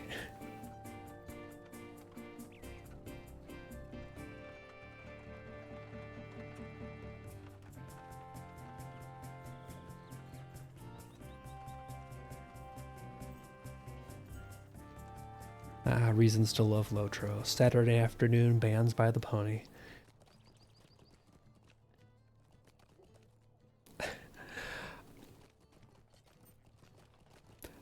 I mean, that's... so I play on the Landreval server, which for many years was kind of... Before there was an official RP server, was kind of the unofficial North American RP server. And it's less of an actual like role-playing, you know, capital RP role-play, and more of a kind of the unofficial like role-playing and community server. So it's not one of the busier servers per se as far as end game goes, but it is very much a community and event driven population that plays on Landy. And basically every night, even normal weeknights, there's at least one band that'll be playing in this little area outside the pony. Sometimes they'll use the stage here. And like this is just normal. Like it's actually more rare to ride past this area and not see at least one band playing or people hanging out than it is to see them. So it's just like a normal sight on Landy. Again, reasons why, as old and cranky and creaky as Lotro is as a game, still love it, is because people do stuff like this here. So let's see where I can get from here. I know I can't get actually in there, but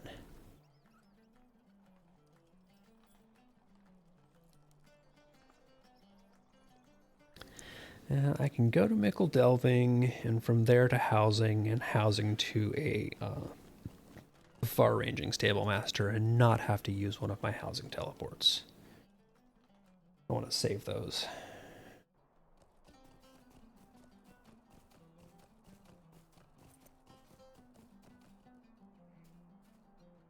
How do you do? So, Shire Homesteads.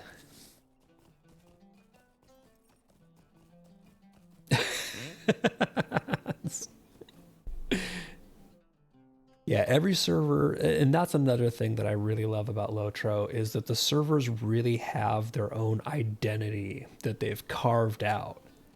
And you definitely know, like, oh, this server, yeah, we get X, we get Y, you know? Like, you know, Landy is the community and events server, and one of the things that you just always get here is there's almost always a band playing somewhere. Or somebody discussing the merits of bacon in World Chat. Greetings, friend. Alright, back to Steep Set. And then you have stuff like, you know, Arkenstone is the server that you typically play on if you want a really like populated dungeon running environment.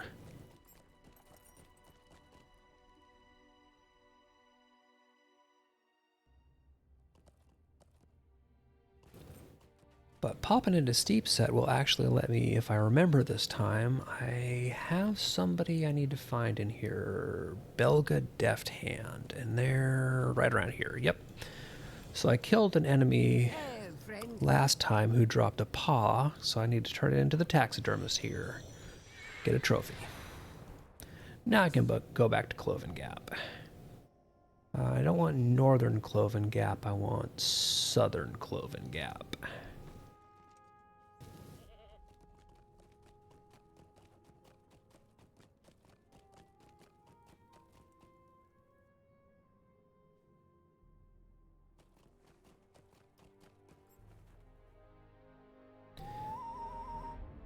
And once again, back down around to the other side of the river.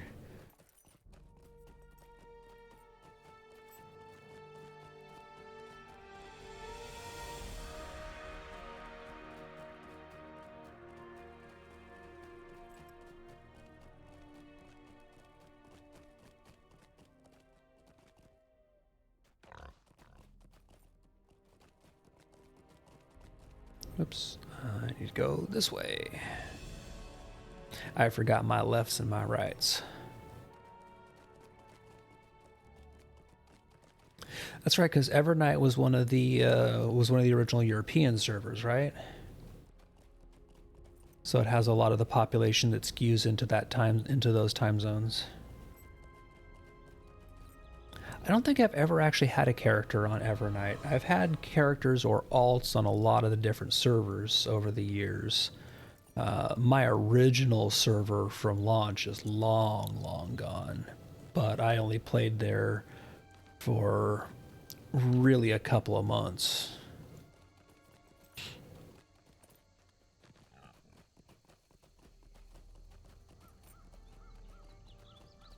I played on Arkenstone for a decent chunk of time, as well as spending some time on Crick Hollow and Laurelin, but Landreval has been my main home for a good number of years now. That is not good. Yep, so we found some pebbles, but no sign of the anvil. Can we talk? No, not here. Right, and Broen wants to talk over someplace a little less conspicuous.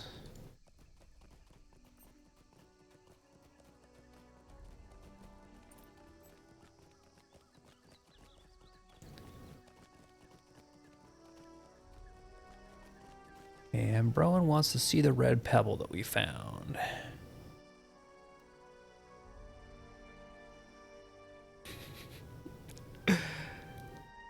And again, this whole quest line cracks me up. Broen doesn't want anybody else to know, but he's trying to get enough colorful stones so that Fastreth can finish the mosaic. Because Broen is a total dope for her. And this warg just had to come and ruin the moment. I am not okay with that. Like, come on. We were having a moment here, buddy.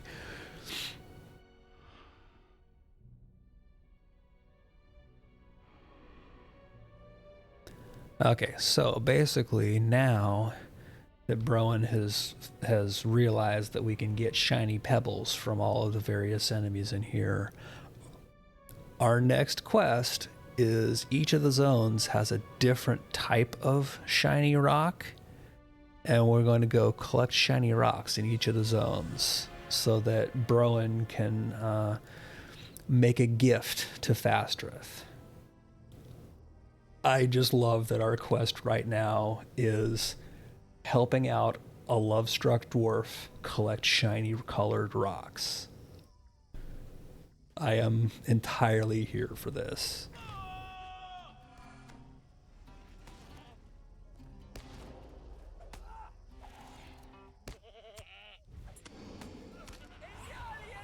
So basically most of the enemies in this zone just have a chance to drop the colored rock for this zone. So just kill a bunch of stuff until we get our shiny rock drops.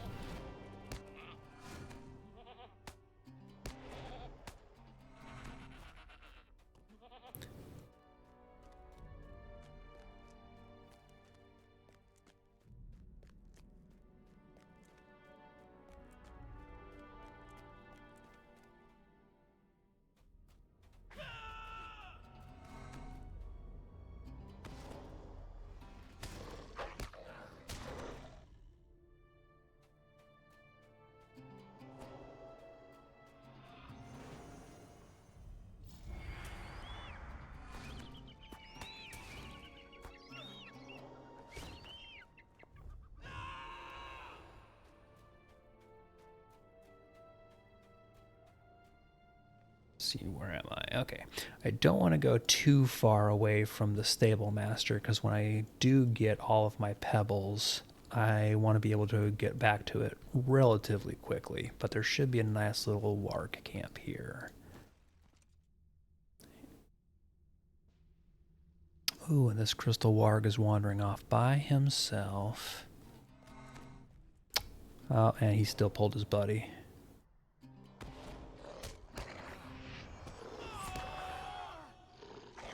So we will kill the non-signature first, just to get that damage off the table. He did his call for help anyway.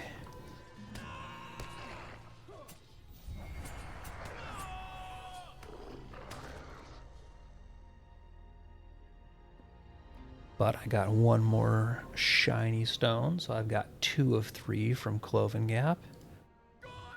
Man, that deep wound dot is just nasty.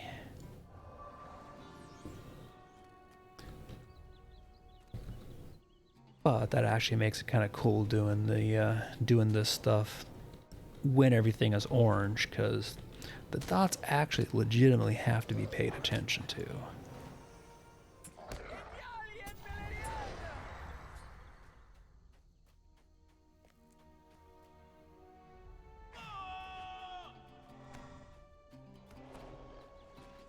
It's also another change doing this on something like the Minstrel compared to where I often play, being, you know, a champion or a guardian or a captain, where I tend to have relatively high mitigations, because that's something I usually prioritize, where I don't have that just inherent broad damage reduction that I usually have. Things like dots are actually much more dangerous. At least until I get this guy properly geared up.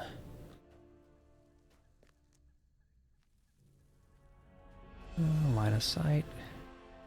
There we go.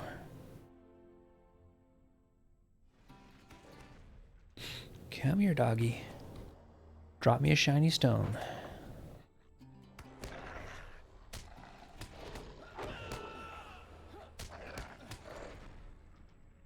No such luck.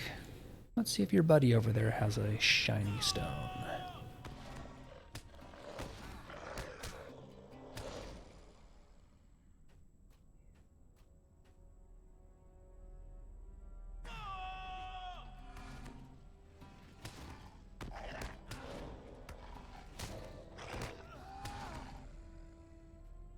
Nope, I got the first 2 pretty quickly, and then I seem to have plateaued. So I'm gonna go back where I'll be killing things closer to the camp, so that when I do get my 3rd, I can just duck right down to the stable master. And I'm not gonna tell Fastreth what we're doing, because this is a surprise for her.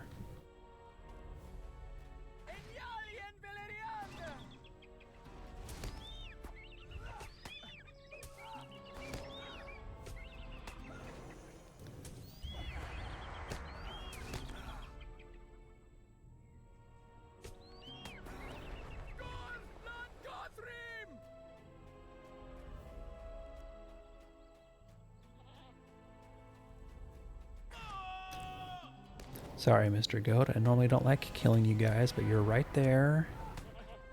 And you might have a shiny stone for me.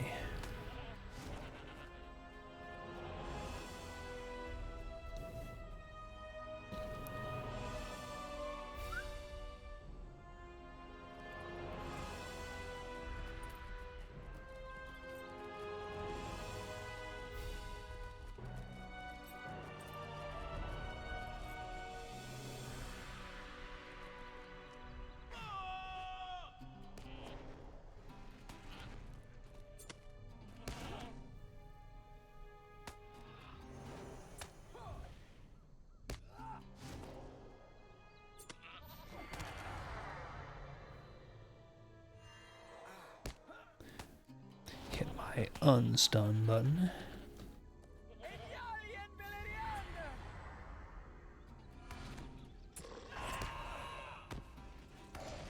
All right, there's my third red stone. So I have all the stones from this zone.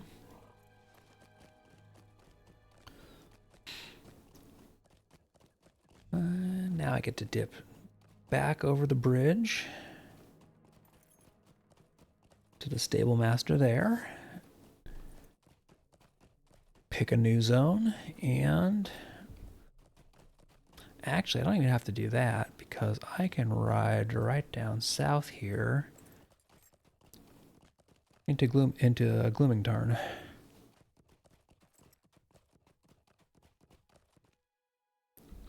Technically I'm still in Cloven Gap, but now I'm in Glooming Tarn.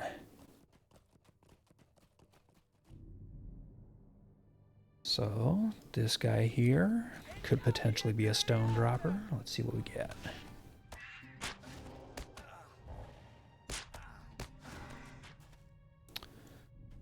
No such luck, but I'll just make my way through, killing as many of these guys. Alright, so that had a blue stone. I have one of my 3 blue stones from Glooming Tarn. Gotta find more beasts.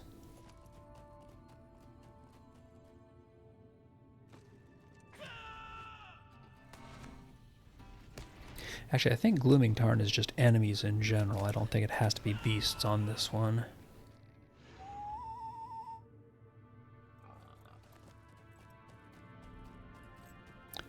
So I'll just... anything I see is fair game.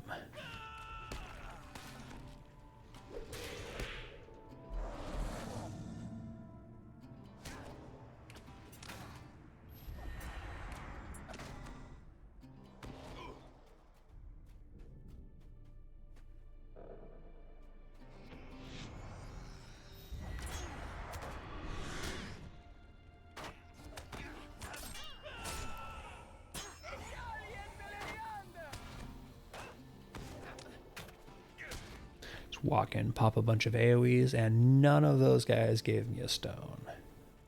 I am disappointed.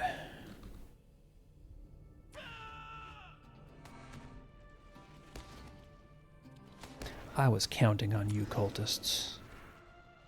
You got shown up by a worm. A worm dropped a stone, but none of you guys managed to.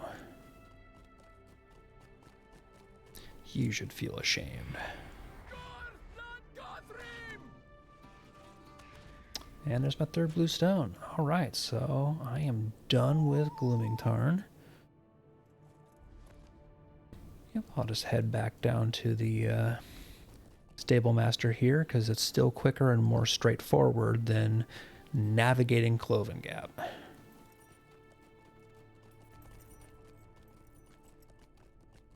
Sometimes it is definitely worth what is technically a longer ride or run distance-wise, just in order to not have to navigate a bunch of vertical switchbacks.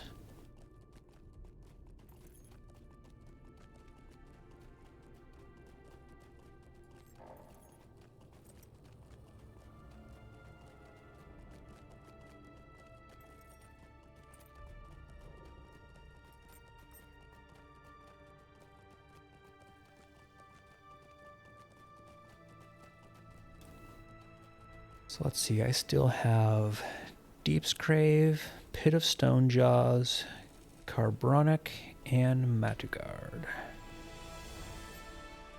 So I'll probably do Deep's Crave next, which I believe that'll be Aesluff will be my ride, if I remember right.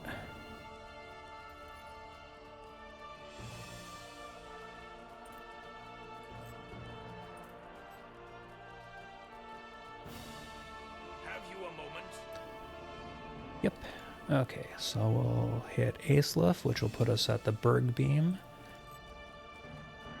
And that's right near some good concentrations of enemies. Plus, I should be back to yellows or even blues. Yep, I'll just stop right here, get off the horse, and...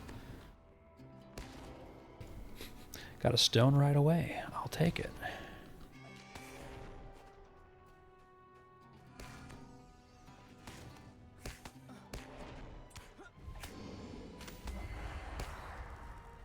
Two stones in quick succession.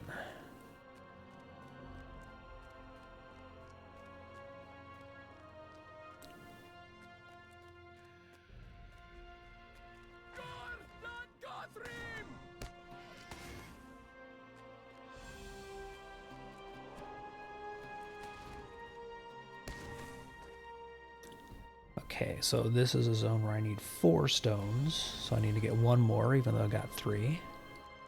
But that is not bad, because I'm getting these a lot quicker.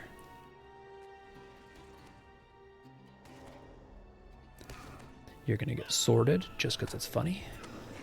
And there's my last green stone, so Deep's Crave went right quick. I didn't even get all the way to the Stable Master before I had my 4 stones.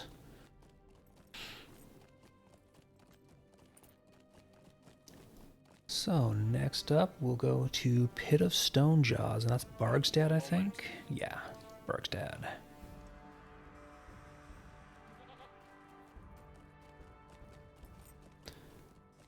And let's see what I can find in here.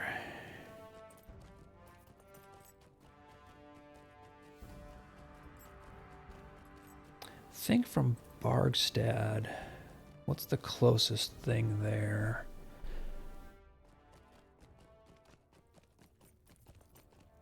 I know I can do the pools off to the side, but I think I'm actually just going to ride up ahead into the hobgoblin camps so that I don't have to move from area to area to keep finding a bunch of enemies.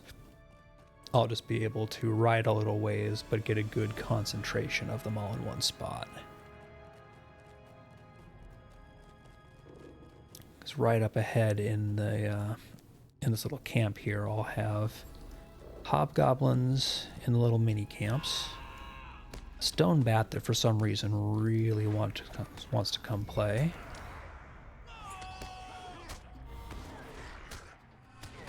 but then on my way in I'll basically just be able to move in a straight line and not have to zigzag around to find more mobs.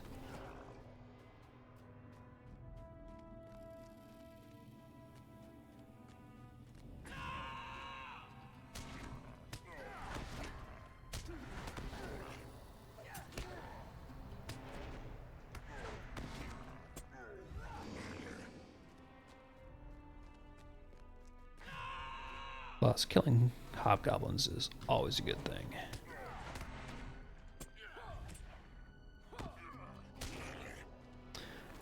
And that's 3 yellow stones already.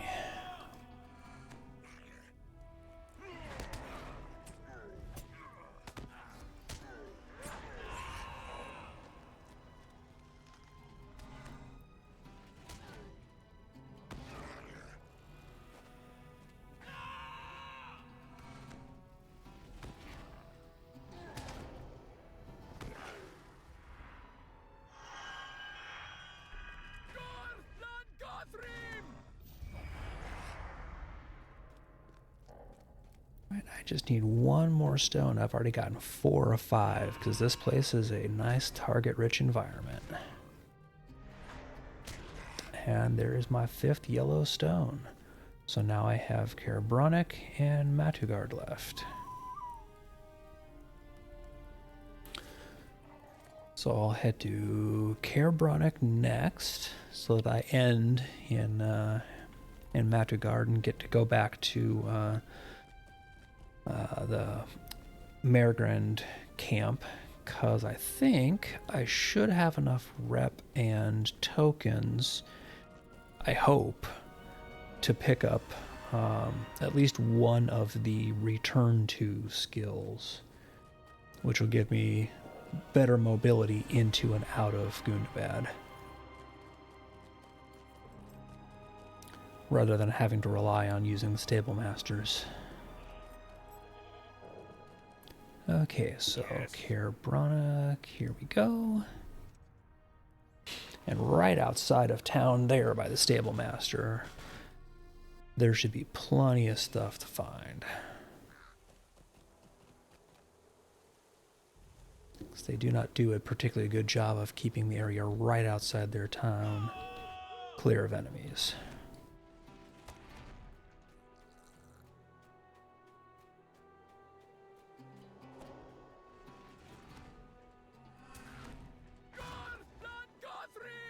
Right, there's one of my 3 black stones found.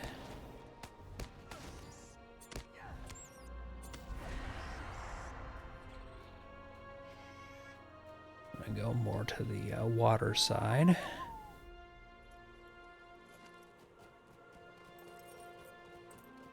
So this should be towards my next concentration of enemies.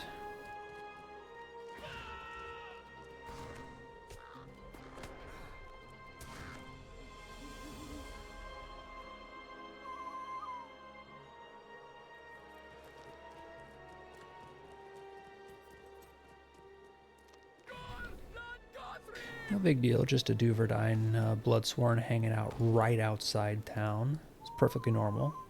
Nothing to worry about. Not something to send guards after or anything. But right on the other side here, I should have a whole concentration of some beasts and some Shadow Grim. So I should not have to run around looking for anything. I should be able to just move through them and get my kills.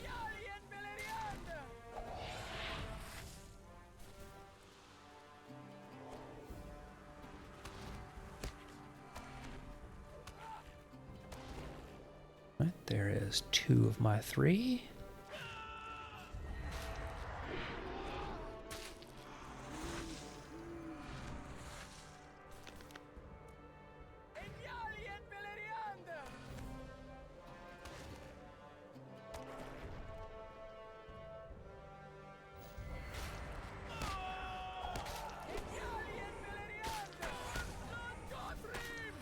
And there is my 3 of 3.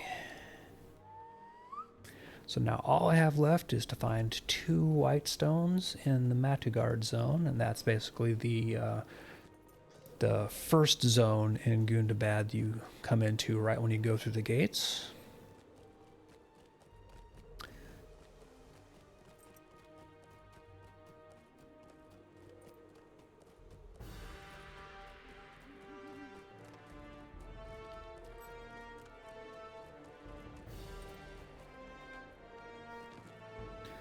So we're going to go to Mergrand. There are a lot of different stable masters in the zone as a whole, but this is just convenient because, well, I know what all's around it, so I don't have to go wandering.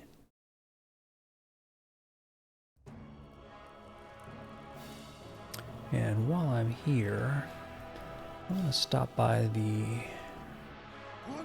Okay, yep, so I don't have the rep yet, because I'm still not friend with the Reclaimers. I have enough tokens where I could buy one of these, but and that's probably just because I have not been doing side quests, so I don't have the rep built up, which is a bummer. I wonder how close I am. Oh, man. I need 2,000 more rep. Ah, well. I'll get it eventually. Just would have been nice to be able to pick up one of those travel skills while I was here.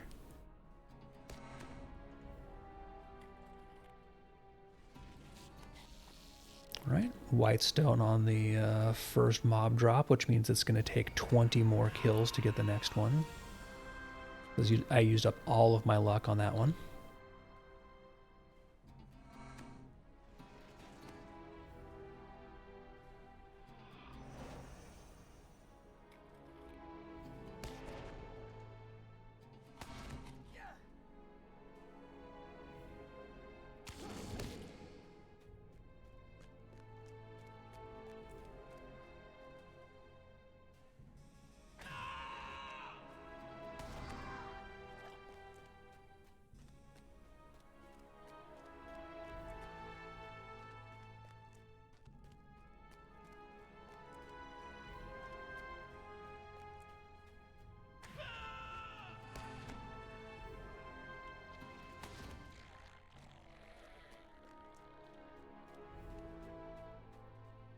And since I'm right here, gonna pick up some more bats.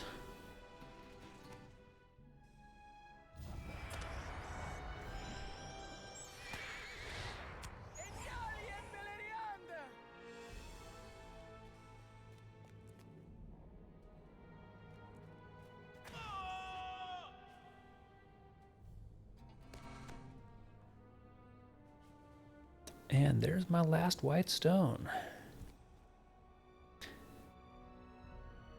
And almost like I knew it was going to be the case, my turn in is Broen at Mergrund, which is why I did this place last.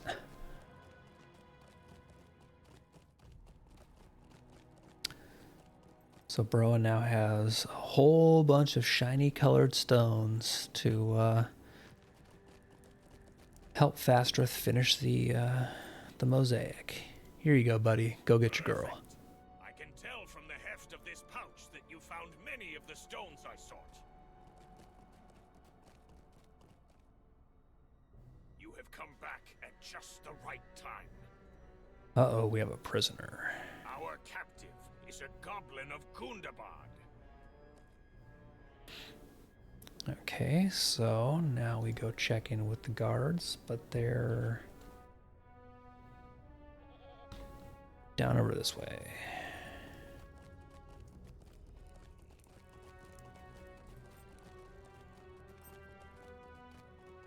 And we've had such good luck in the past with dwarves capturing prisoners and keeping them. Thinking of you, Mazog. Thinking of you.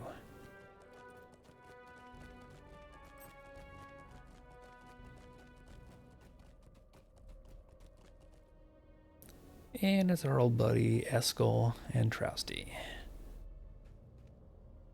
I know this goblin. He was my jailer when I was held captive.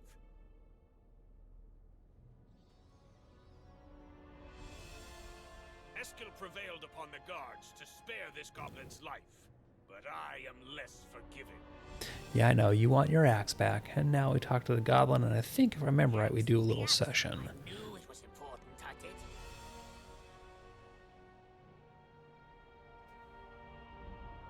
Oh, apparently I'm remembering incorrectly. Do you suspect a trap as I do? Good. But let us see all the same. Okay, summon and defeat the hobgoblin, and that is all the way up.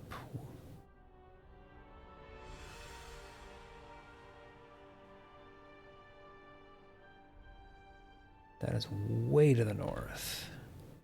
That in Pit of Stonejaws? Yeah, that's Pit of Stonejaws. Okay. So I am going to hop a ride to get closer.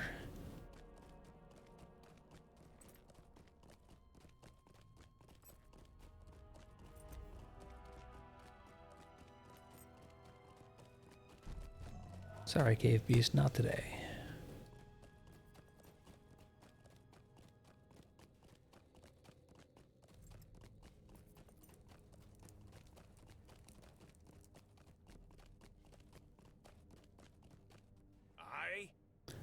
Okay, Bargstad, Pit of Stonejaws.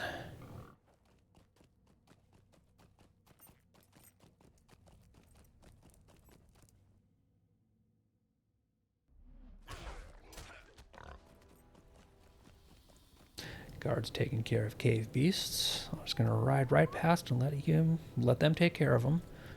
I'm not here for that.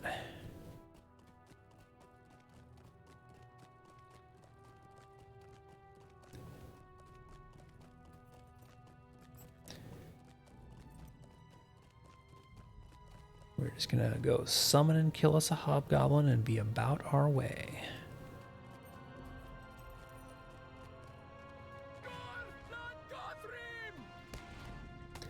Maybe stop and kill a few things on the way, because XP.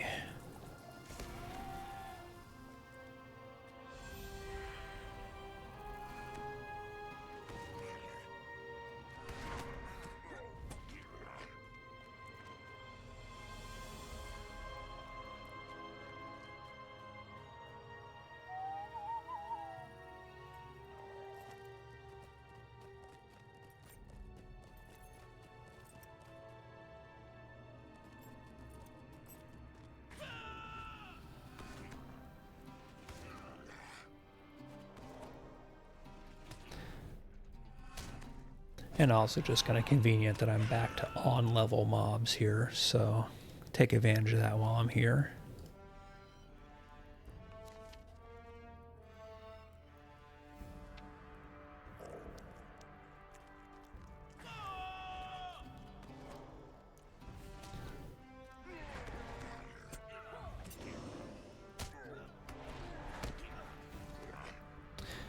And I wonder, have I been getting gear that's better than my current stuff? 457. Yeah, I'll use it.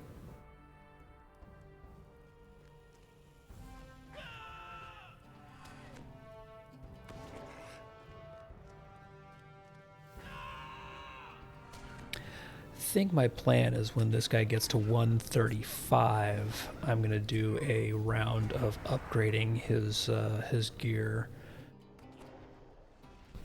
Spend a bunch of my stashed motes and buy some gearboxes for him. I might actually have some stashed gearboxes in shared storage, come to think of it. Because I try and make sure that when I get close to capping any of those currencies, if I don't have anything else to buy, I buy gearboxes to save for alts. So I'll have to take a look and see if I've got anything there waiting for me, but I'm just going to kind of wholesale give this guy a big update at 135. That should be worth it.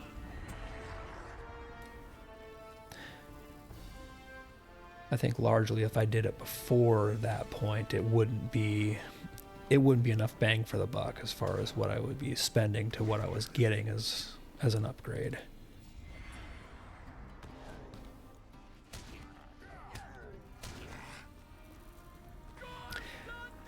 After the stat squish that they did, thankfully, I still think that was a great idea that they finally did that. Some of the big leveling spikes were smoothed out, so there's no longer stuff like the difference between level 130 stats and gear and level 131 stats and gear being like a mountain of a jump as opposed to just a one level bump. So a lot of those level increment places where you would get just those big plateaus when you would get into the next level range aren't nearly as noticeable, so I didn't have to immediately replace this guy's gear when I got him from 130 to 131. But by 135, I'm definitely going to want to.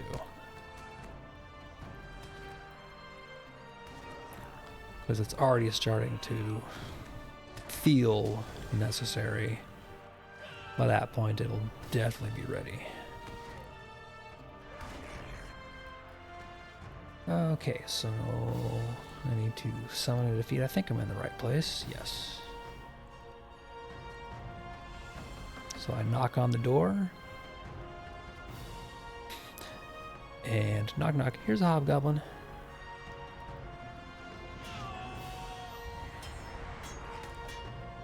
You get sorted. And blowed up.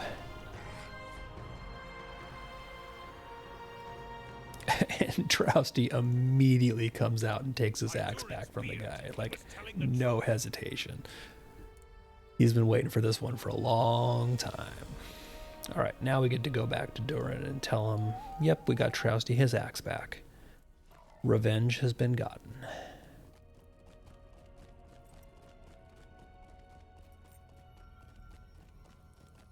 Trousty just has no chill about that axe, though.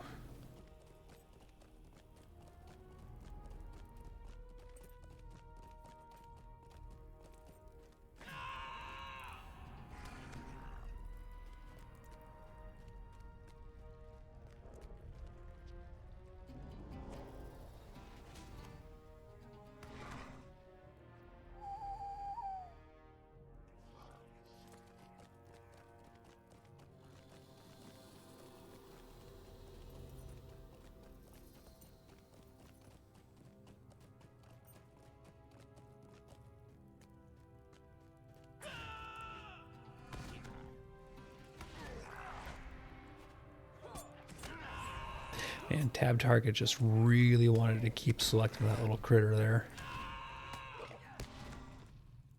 Like, I promise you, I am not trying to kill innocent critters. Tab just hates them.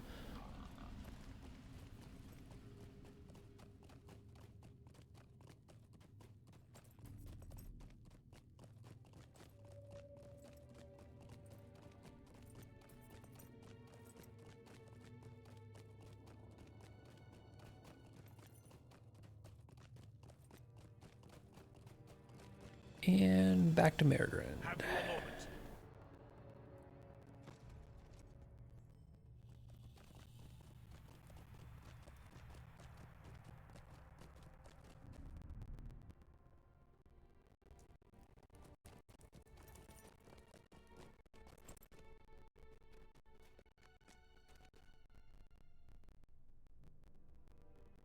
Oh, nope. I need to find him north of Mergrin. Down by the cage. Durin's in more than one place at once. He's a time traveler.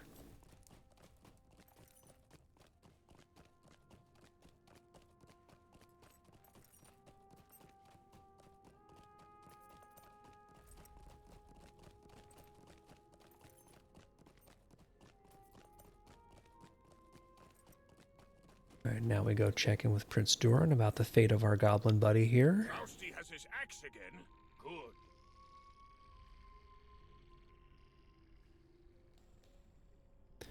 Now we talk to the goblin. It was just as I said, wasn't it? Yes, it was. I can tell. Yes, you helped us get the axe back. We're very thankful. Tale is a long one, yes. Long and sad. But you will hear it, yes? Now we do the little session play. So we get the tale of our goblin buddy. Yeah, right? How can you be in two places at once when you're not anywhere at all?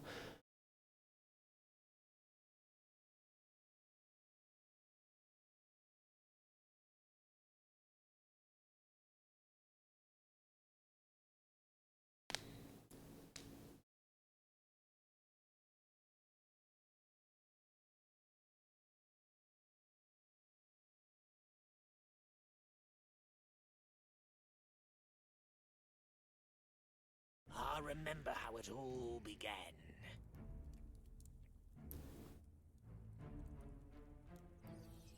Now we get to play as a goblin.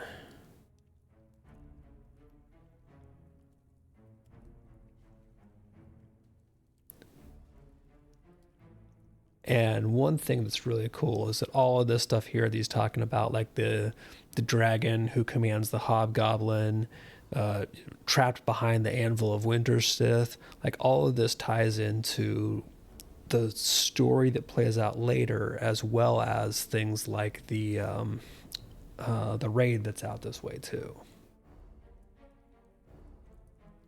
Okay, for some reason, when you start a new session play, it wants you to all of those intros there. So we're just going to move that just a hair out of the way.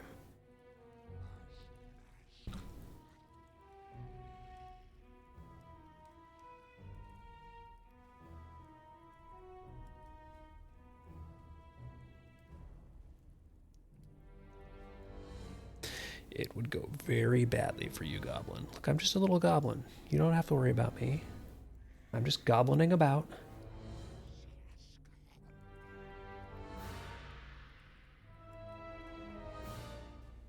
It was a good plan.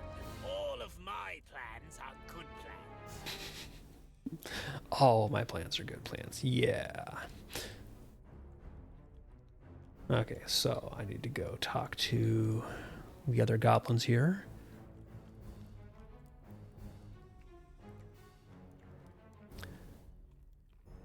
And he's just fine with our plan of using the chaos to slip away. Of course it was a good plan.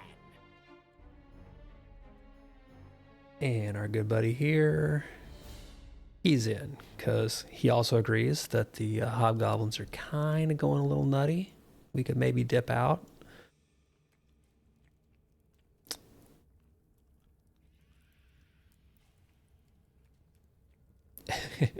And this guy says, nah, I could join you, or on the other hand, I could win points by turning you in.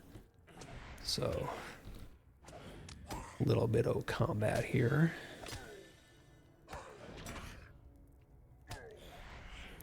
Turns out our goblin is actually None can survive moderately the capable. surprising strength of mighty Glorkub.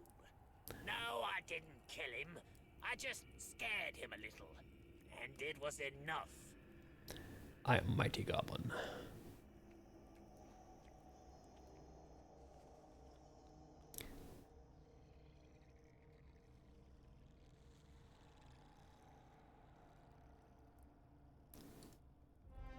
Oop, someone's coming.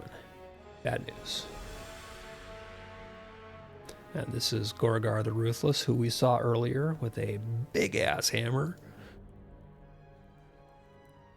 Just absolutely wallop one of our dwarf buddies.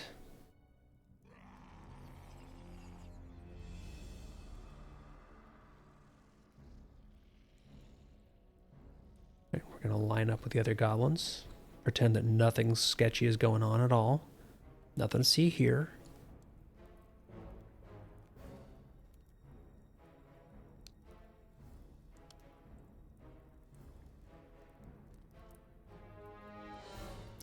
There's no sedition.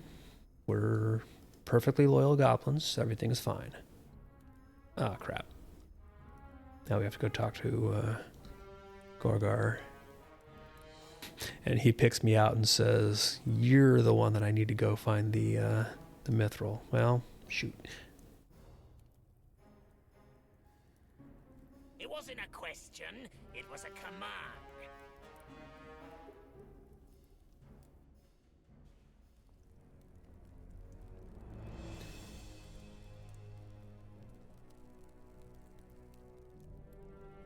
Are you there? Do you see the treasure? So basically, what we're seeing now is they've basically shoved me through the cracks, and this is the stuff that we cleared this rubble to dig into the place where the mosaic is in a previous quest.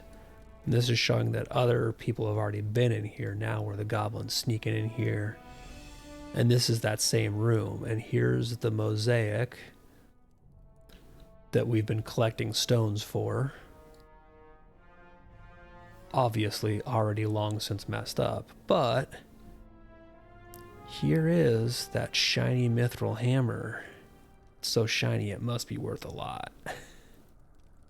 That we saw Gorgar just absolutely wallop a dwarf with earlier. Here's where it came from.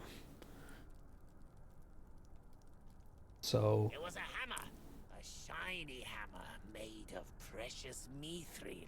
we're, as this goblin, the one who actually got him the hammer. Gorgar's most trusted lieutenant. It had been a good plan, but plans change.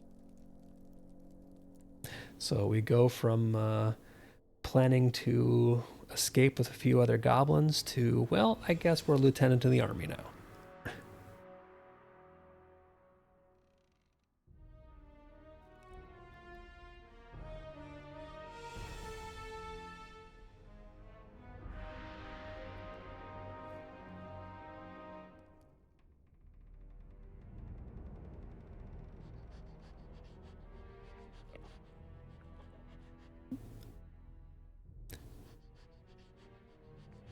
Now we get to go get the wargs in line.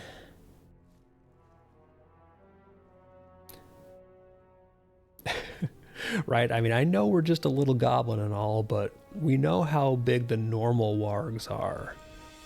This dude here, oof.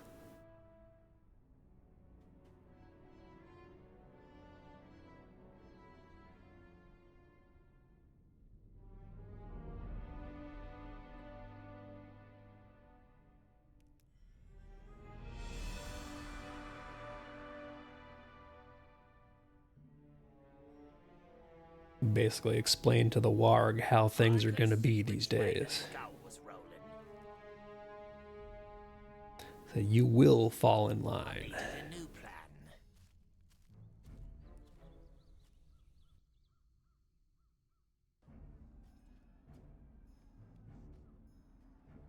plan. Okay, so now we've moved time forward and we're in the War of the Three Peaks era. And once again, starting to plot.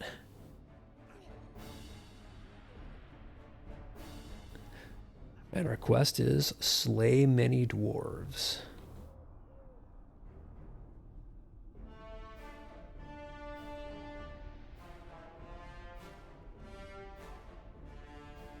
So this is that like Elder Slate area that is outside the gates of Gundabad from the Three Peaks expansion.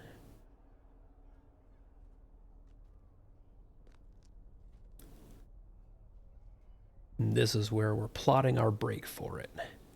But we gotta kill the dwarves to get free. Actually, skip this part. And then he thinks better of having us play through this and tell the story to the dwarves. Proof that this goblin isn't as stupid as we thought he might be. In time, we found ourselves far from the battle on a distant snowfield.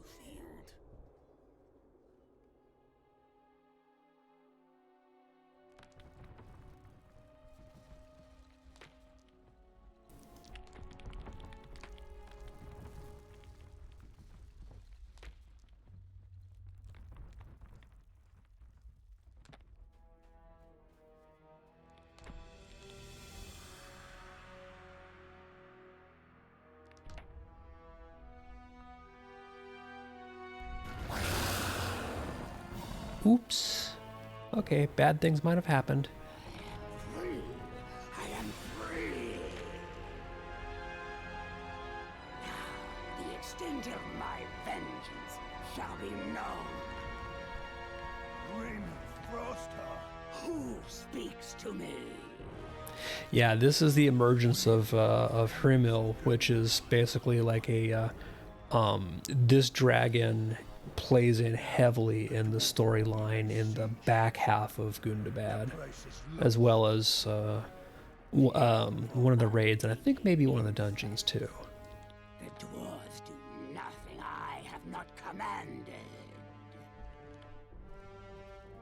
It was I who spoke to their prince through the eyes. And this is them just getting free where they've been imprisoned in the ice. The thought of this conquest in his mind.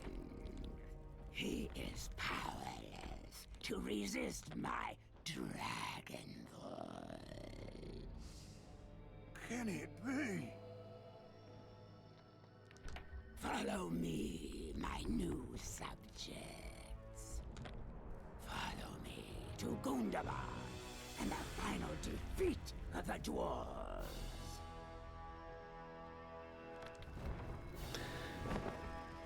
Okay, so we escaped the orc army. Now apparently we've been drafted into the dragon army.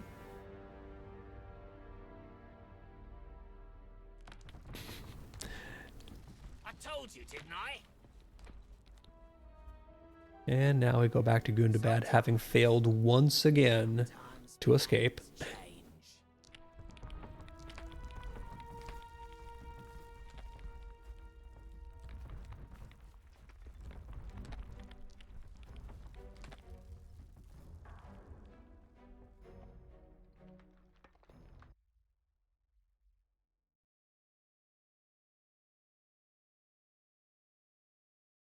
But that is just a cool little look at a goblin's eye view of some of the stuff that's been happening kind of behind the scenes around the Gundabad story while we've been off doing other things and doing dwarfy things.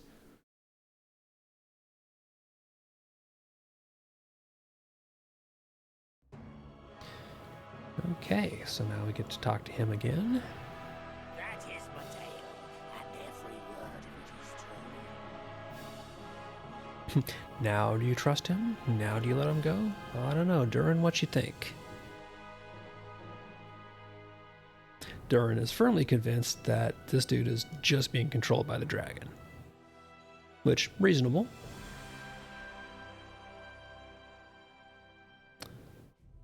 So Durin's command is to kill him.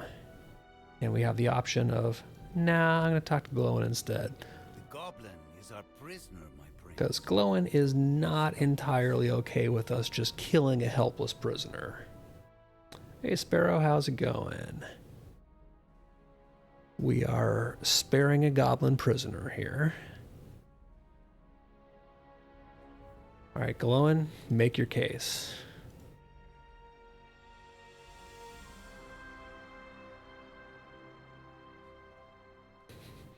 Yeah, maybe you were a little extra bloodthirsty there, Doran. My prince, I am sorry. If you deem my words worthy of punishment, And Glowin is I will trying to talk sense. Sparrow, I will have you know that I am currently playing an elf character. I wear a mask so that you don't have to see that I'm an elf, but I am an elf at the moment. Just to say that I actually do play at least one elf.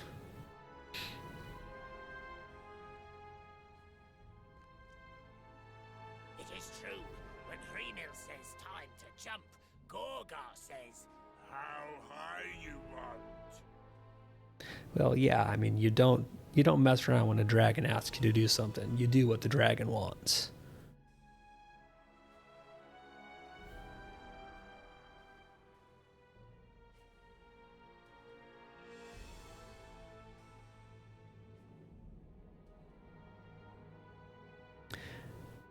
And Durin has a good point here, which is if the dragon is that powerful, why does it let Gorgar still have the mithril hammer?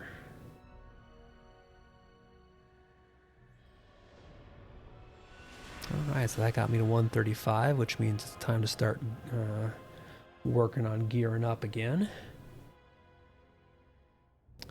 And this is going to send me into the Welkin Lofts, which is the next zone in Gundabad. So basically what that's going to be is Cloven Gap is where I just was with all the little vertical ups and downs, but the kind of garden area. And the Welkin Lofts is going to be this area off of this northern camp. Which is also why when I was nearby, I went and made sure I grabbed the stable master so that I can ride right back to it.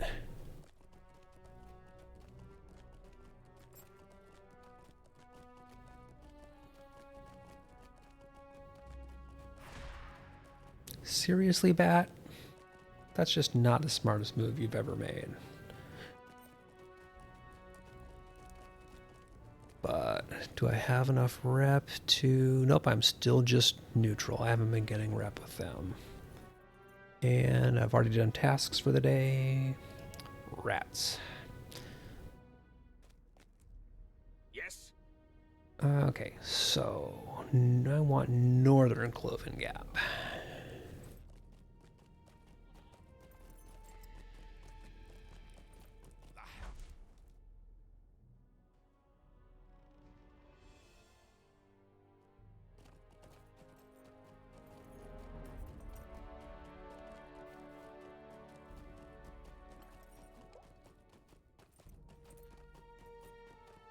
So here's this little camp that's all the way in the north of the zone.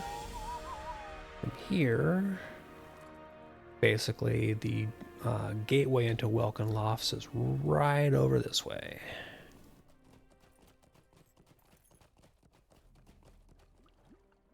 And of course there's a warg that's right in my way.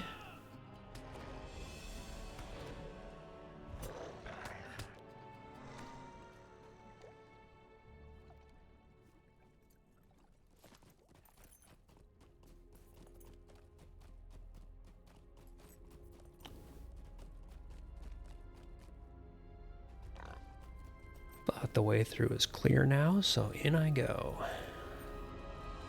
And we're going to go from the nice garden zone into some snow.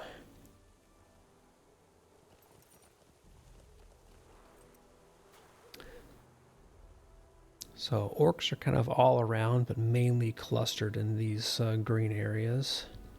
So I'm going to dip over to the right-hand side so that I can basically try and pick up the stable master if that cat doesn't eat me.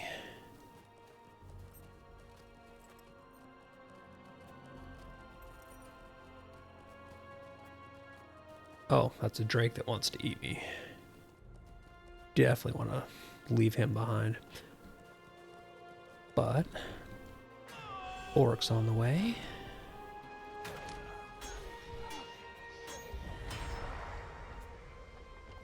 You are not an orc, but you're definitely coming my way, so take care of the big snow beast. That orc is red. We'll just leave him be.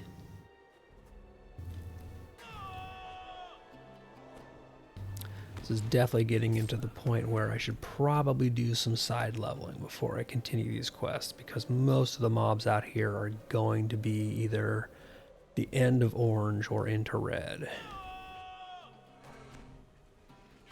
But I do want to get, at the very least, the travel point in here so that I can get back easily.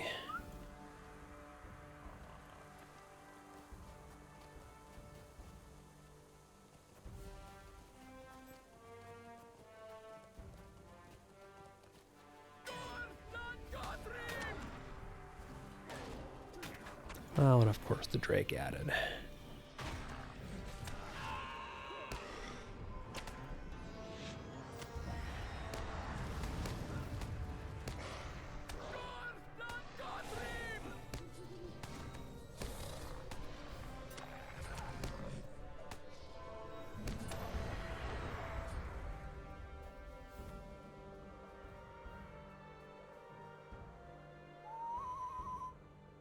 Yep, don't mind me. I'm just going to keep heading down the road, try and get to the camp out here.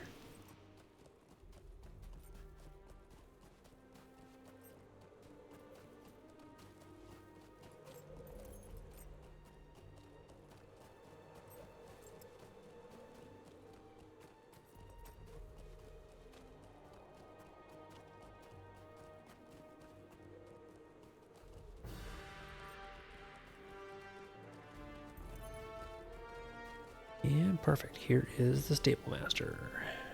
Our need is dire. Got that unlocked. See if there are any orcs hanging out nearby that are convenient.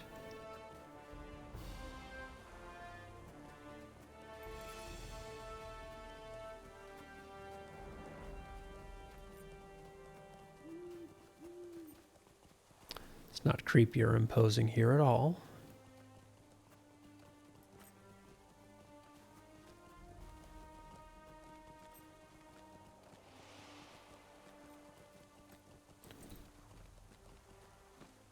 You are not an orc, but you're a worm and you're in my way.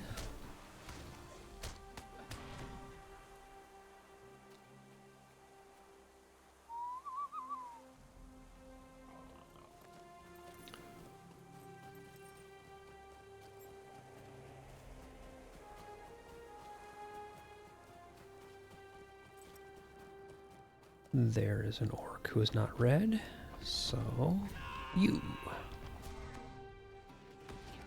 But I hear wings, which is always a bad thing.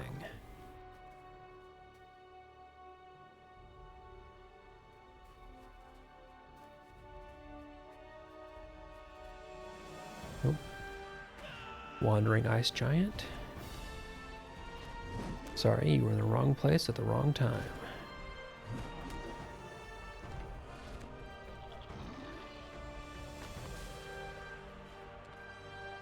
Come on, I just want 2 more orcs who aren't red.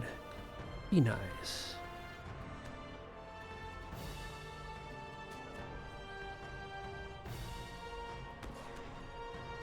Unfortunately, I am just barely into 135, which means I've got some serious level catching up to do here. Alright, hobgoblins also count as orcs, so that guy counts. Oh, and this guy had a pouch of colorful stones that Broen will want to see, so that completes the quest. So now I need to find a path to the summit. That's going to be all the way back down south here. Let's see what I can find. Oh, I just went too close to those guys.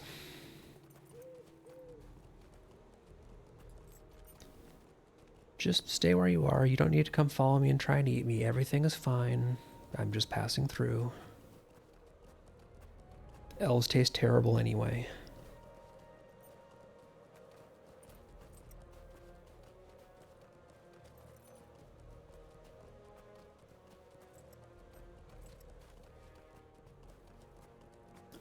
they're leaving me alone, which is good.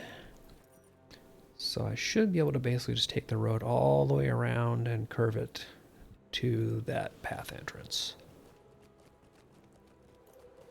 In theory.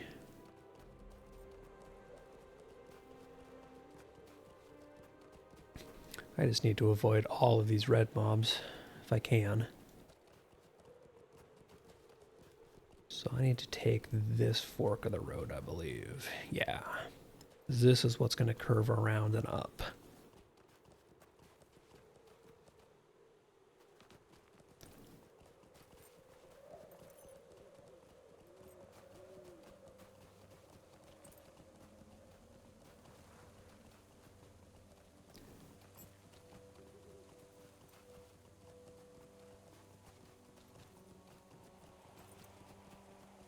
And I'm still not sure entirely if I'm primarily doing this for the Dragon and the Mithril Hammer storyline, or if it is for the Broen and Fastra storyline so that he can give her all the shiny rocks. I mean, technically, the main storyline really is the Dragon and the Mithril Hammer, but I'm more invested in the shiny rocks storyline.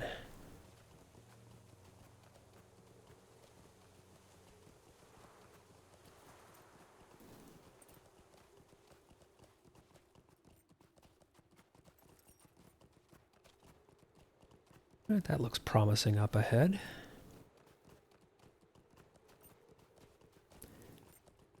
And definitely not at all ominous.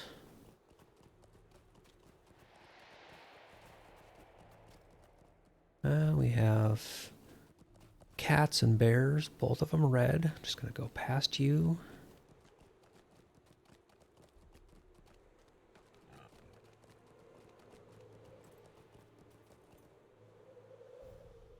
Okay, so now I've got to find...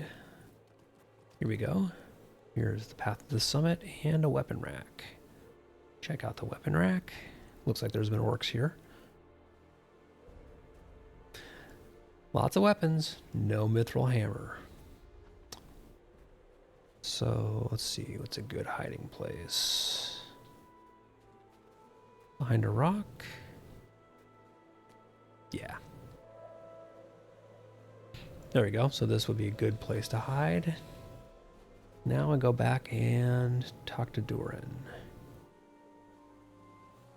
All the way back to Mergrand.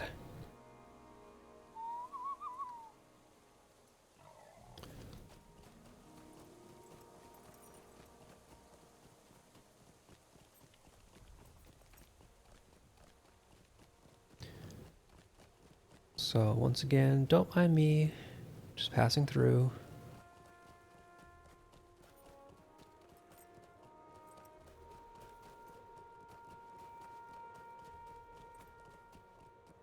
So we get to tell Durin that we didn't find the mithril hammer, but we found a good spot for an ambush.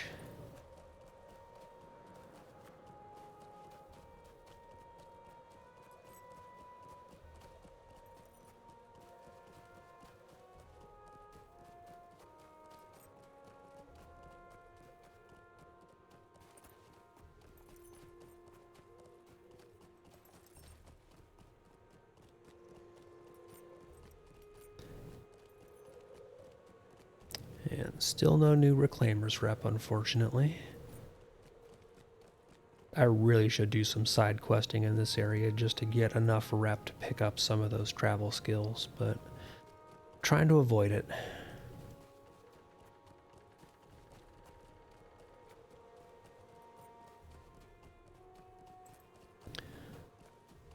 I am fast reaching the point where I don't think I can keep avoiding it. I'm gonna have to do some stuff to get this guy 1, maybe 2 levels before too long.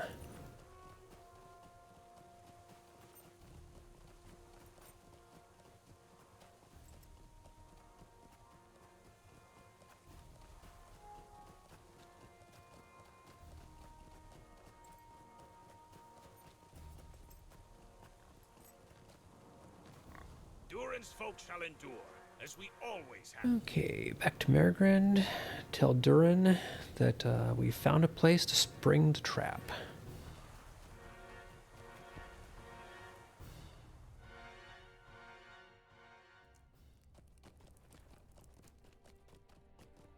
But we don't want to talk to this Prince Durin. We want to talk to Durin who's in the other place, back by the Goblin Cage.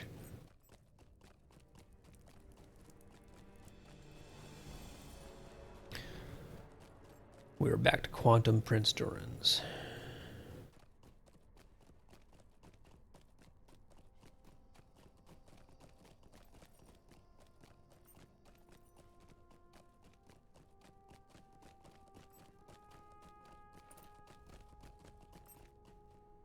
So it is as Glorkub said. Then we will proceed with the plan. Alright, so yep, here's our plan, which is when Gorgar goes to meet with the dragon, the Goblin and I, our job is to steal the Mithril Hammer from the weapon rack, and then get the heck out of Dodge safely. What could possibly go wrong? Dwarf, I agree to the bargain.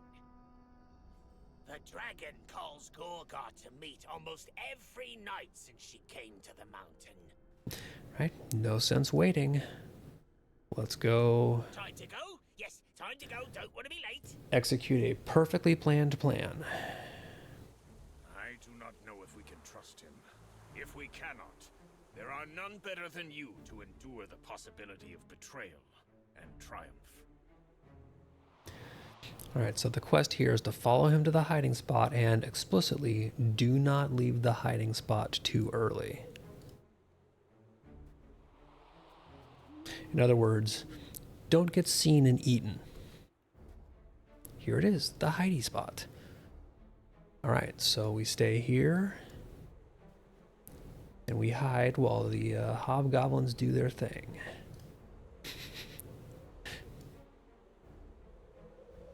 Glorkub needs to go over the plan. It's simple, really. This is our tactical genius right here. It's this goblin.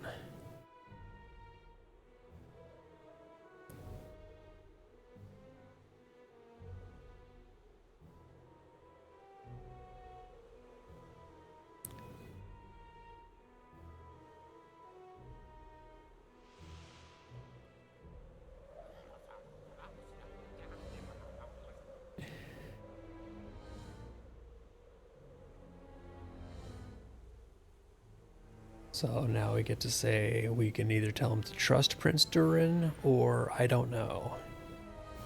I'm an elf. I don't inherently trust Prince Durin, so I'm going to sow a little bit of doubt here.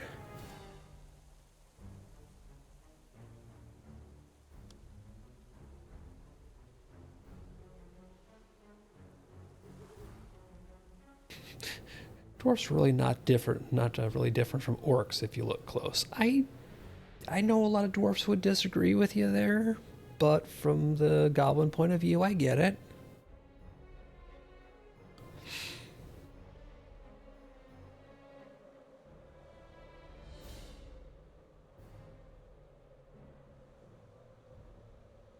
Right, now we get to the meat of the plan, the very carefully planned out plan.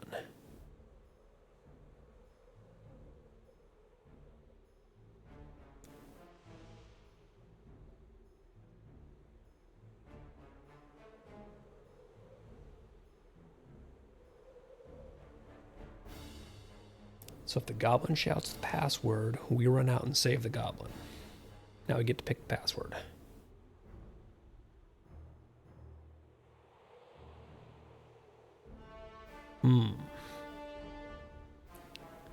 I think the most, like, all of these are very dwarfy. So I think we're going to go with Chill North Wind. That's our password, is Chill North Wind.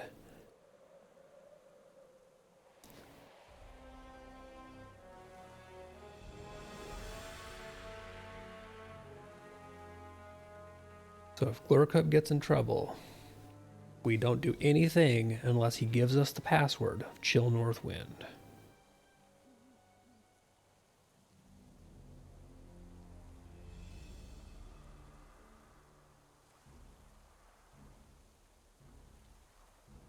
Right, so here's Gorkar coming to meet the dragon.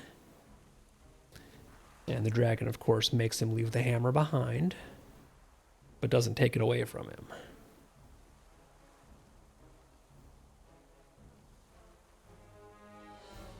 So our job is not to leave the hiding spot.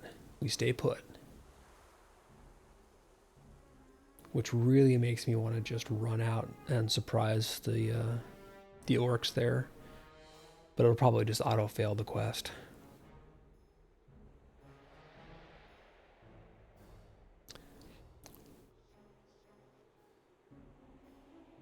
Alright, so Gargar's leaving the mithril hammer in the weapon rack. Part 1 of the plan is done. And he's going to go climb up to meet the dragon.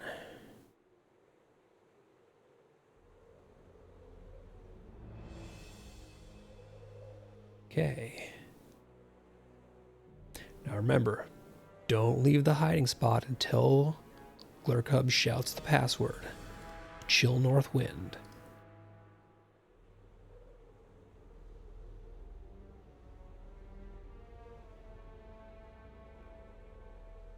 What could possibly go wrong with this plan?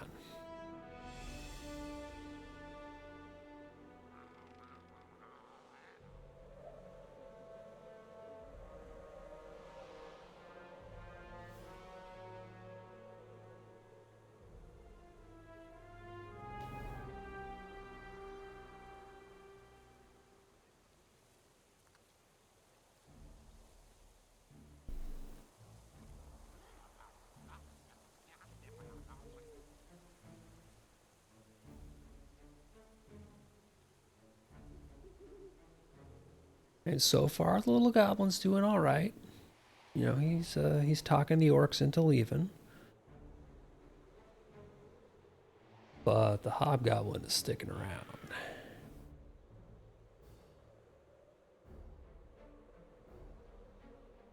They are absolutely not buying this. So the plan has already gotten sideways.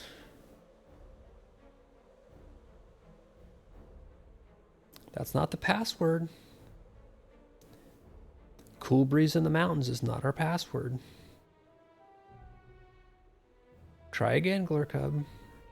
Nope. It being dark in the caves is not the password.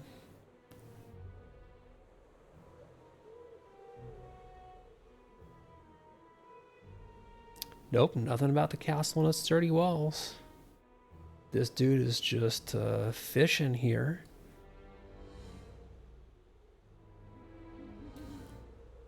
No, he's floundering. I think Glurkub forgot the password that we set. And now he just gives up and shouts, "Password." This is why you don't work with goblins.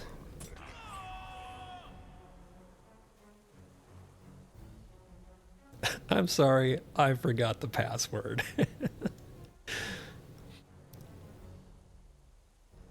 Okay, now we let the goblin get the axe, or the hammer.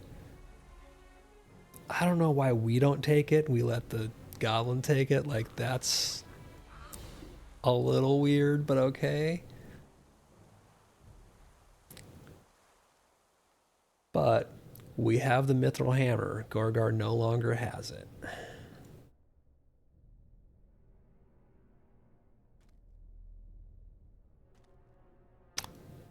So Prince Durin now has the mithril hammer.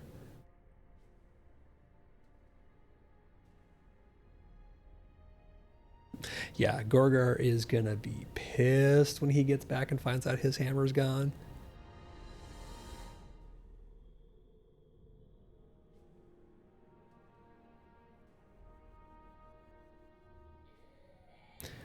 So Prince Durin is coming through. He's saying, okay, for your service, gonna grant you safe passage out of here. So he's gonna let Glurkub go.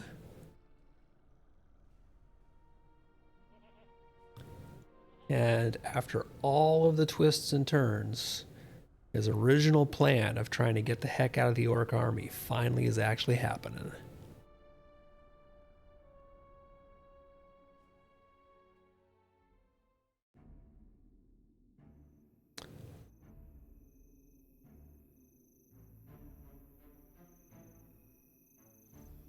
Alright, so we're all the way out of Gundabad into Elderslade. Here you go, buddy. You're free. No more army life for you.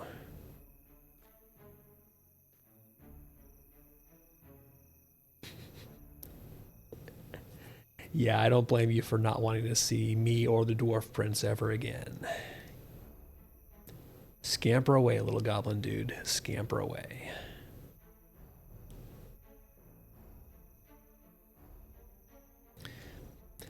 You feel a watchful presence observing you from afar. Yeah, still not creepy in the slightest.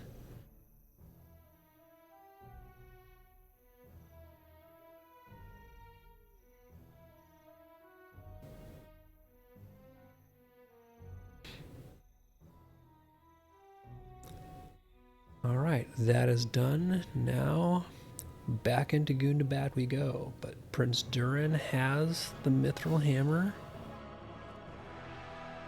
I did not want to hear the words of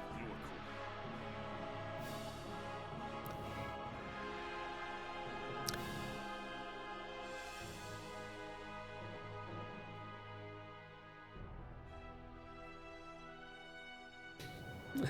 And yeah, Prince Durin has been hearing not just dragon voices, but dwarf voices.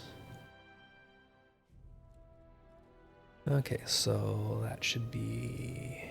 Get my piece of will jewelry, so that's a wrist item.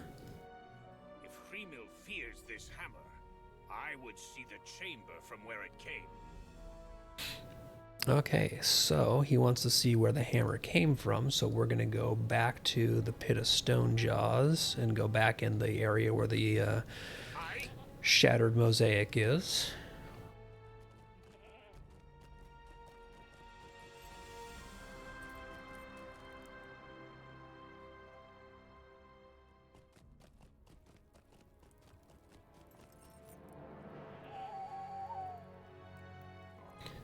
And that should be, yep.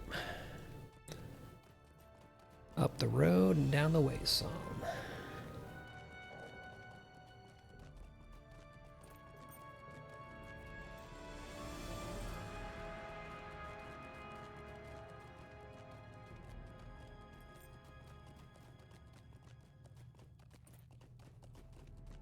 See if I can slip past these guys now that they're blue to me.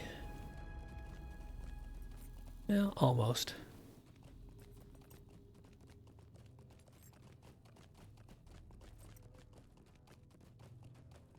At the very least, I can still outrun them. But that bat might stun me if I let him get it off.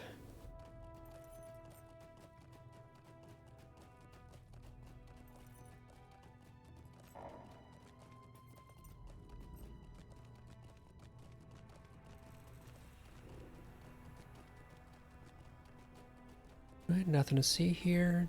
Coming through.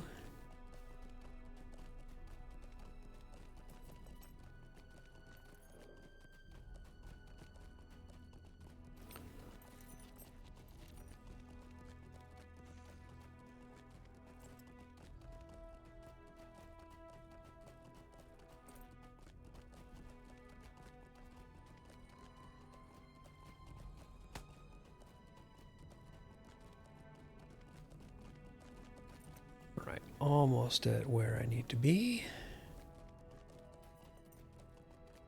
One more little set of turns and I should be there. And this time I don't have to dig my way in even.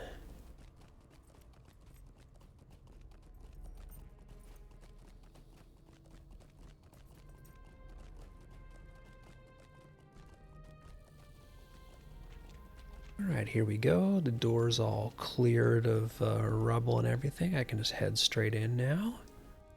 Although they have not done a whole lot of cleanup on the inside of this place yet. I mean, come on, guys.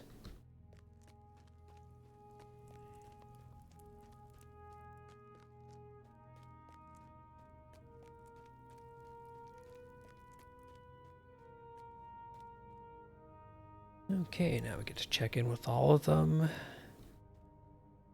Oh, it's you again.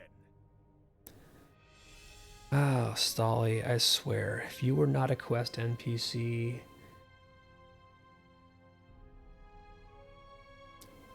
just such a jerk. But at least he's noticing that his new apprentice is good. And I love his line there.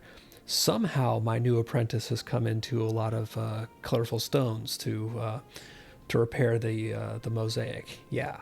Wonder how that happened. Fostrith was delighted by the gift.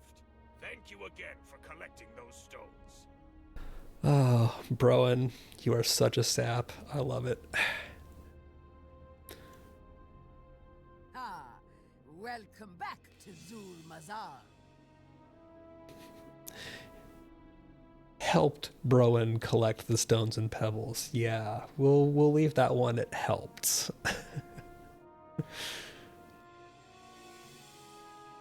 Okay, Durin just got here, so he gets to check out what's left of the mosaic. For what purpose was this room constructed?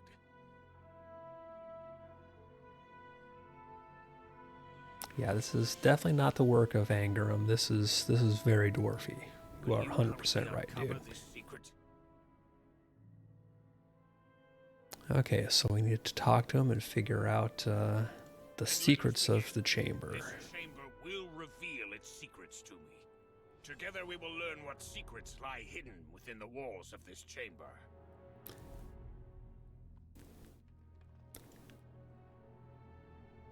My eye is drawn to the structure in the center of the chamber. There's a hole in the top. But what could all of this be meant to be? This must be where Glurkub found the mithril hammer. Yes, we know. He told us. It was in the story. He literally told us. Let us return it for now, and see if anything reveals itself. I love how Durin just wants to be the one to take credit for figuring this all out.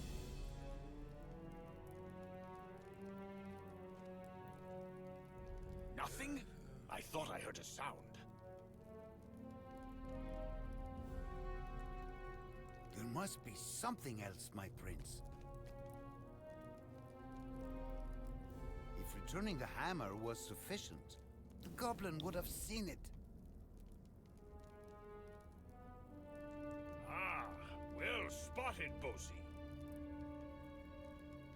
But what else must be done?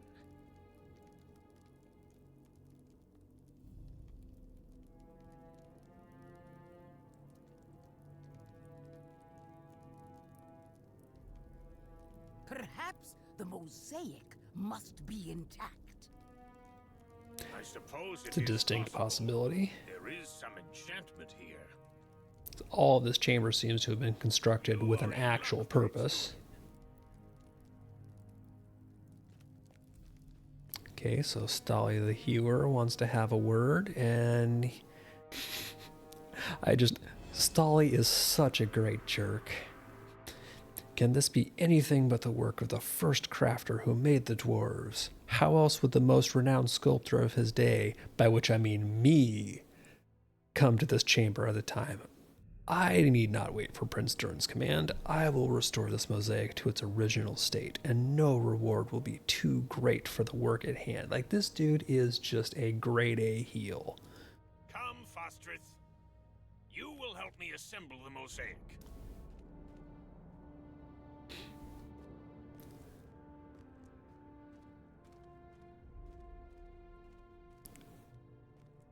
Alright, so Stolly's going to reassemble the mosaic using all the stones we found. So we can begin fresh. All right. Carefully, carefully. This is delicate work. And here is Stolly's rebuilding of the mosaic. Over here and over here. My prince, do you hear something? I do. Hobgoblins. And of course we get attacked. Protect Stolly and Fostrith. They They must finish the mosaic. So we defend art, which, you know, it's a good thing.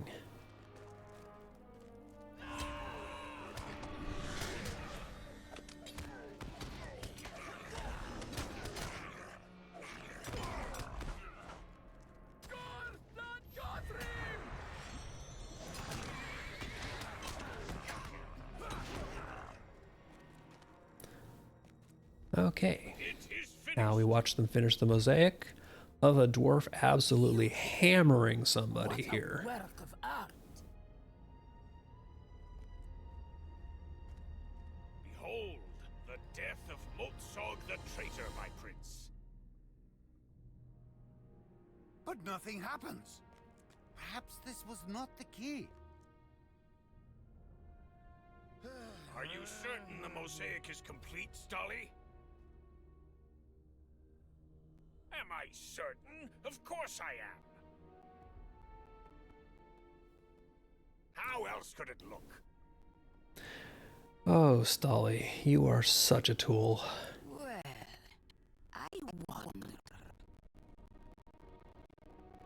What you thinking, Vastreth? Mosaic is not a painting. You can change the picture by putting the stones in different places. Yeah, what if the mosaic that Stolly assembled beneath the Lonely Mountain is not the same as this one? 'Cause Stolly's an idiot. What if this mosaic once displayed a different picture than that one? So Vastreth says, hang on a second, I got a better idea. What? Ah, when does the master heed the words of his apprentice?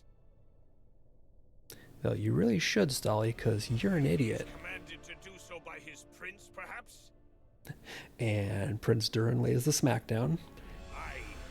Perhaps then.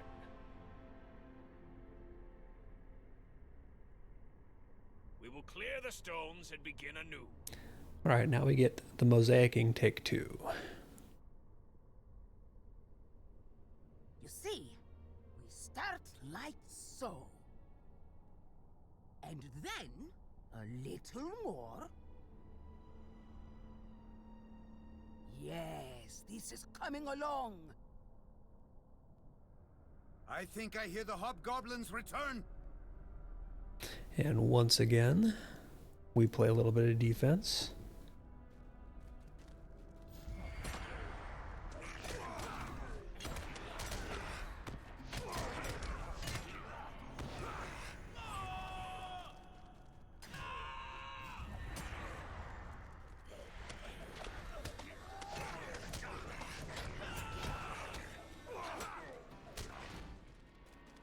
I think the picture is complete. And there we go. Here's our finished mosaic. Very different from Durin walloping Motsog with the hammer. I don't understand. Motsog and Durin were friends before they were foes. Perhaps. Oh, and would you look at that? A secret passage. Vastreth was right. That was the key.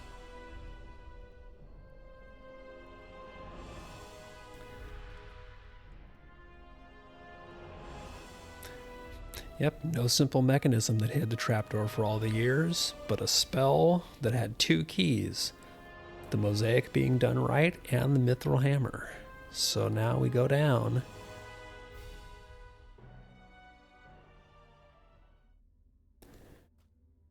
For how long has this secret stair remained hidden? And where does it lead? I don't know. Stolen away by the sight of this cavern. Right, so we're gonna follow the stairs down and see what's at the end. But I mean, this place is just like, here's where we came in. This place is gorgeous and creepy.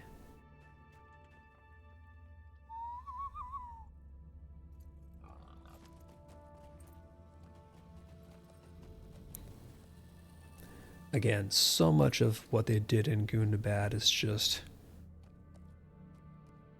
Like, the Lotro engine has no excuse to look this good, as old and creaky as it is.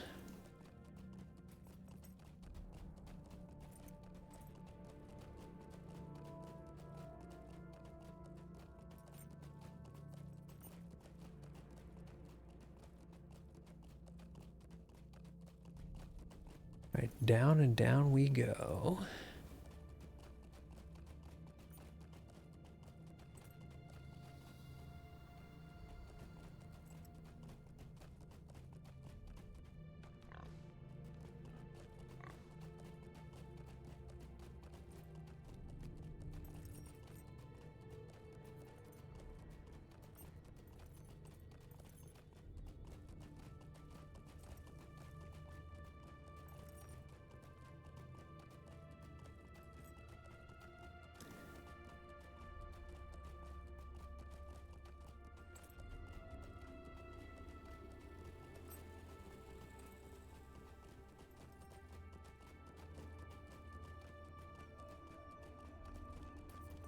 And we've come from all the way up there, so this place is going deep into the cavern.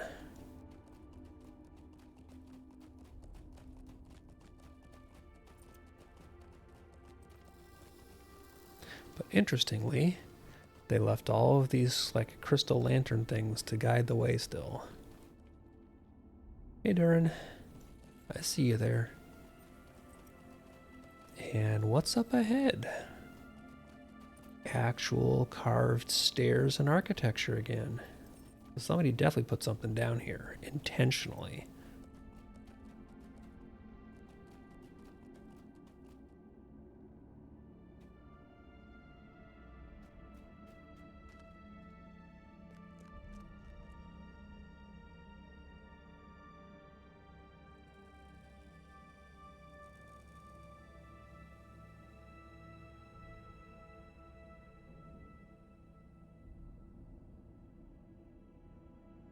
And again, just all the little design touches that they did when they were making the Gundabad areas, so good.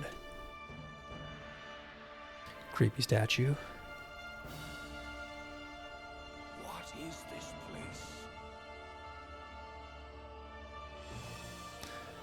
So Durin is pointing out that this is the statue of Mozog the Traitor, and he was the one who led the Grey Mauls against Durin the Deathless in the first age, as you know, during a rebellion. So why does he get a tomb? That's, yeah, maybe a little questionable. Go check out the statue here, see if there's anything unusual.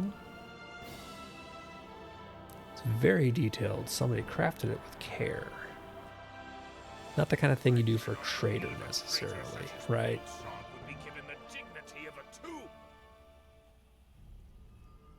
So Durin's currently saying that, hey, this must have been one of his followers, and he wants to get the heck out of here.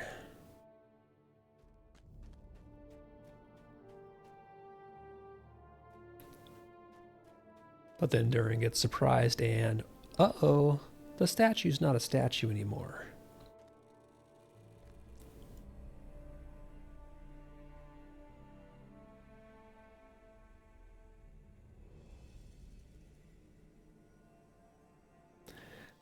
So it's now lifelike and colored, but not moving. And interestingly, it's definitely a dwarf, but it is beardless.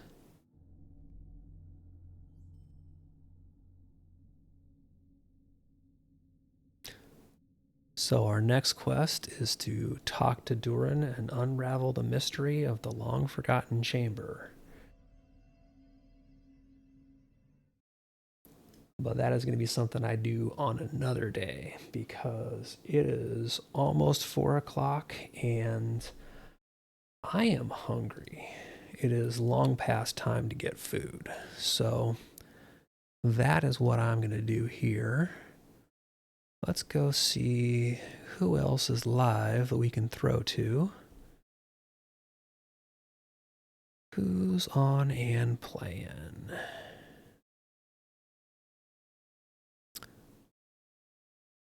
Green Eyed Gamer is playing. That's always a fun stream. So we're going to pop over to Green Eyed Gamer.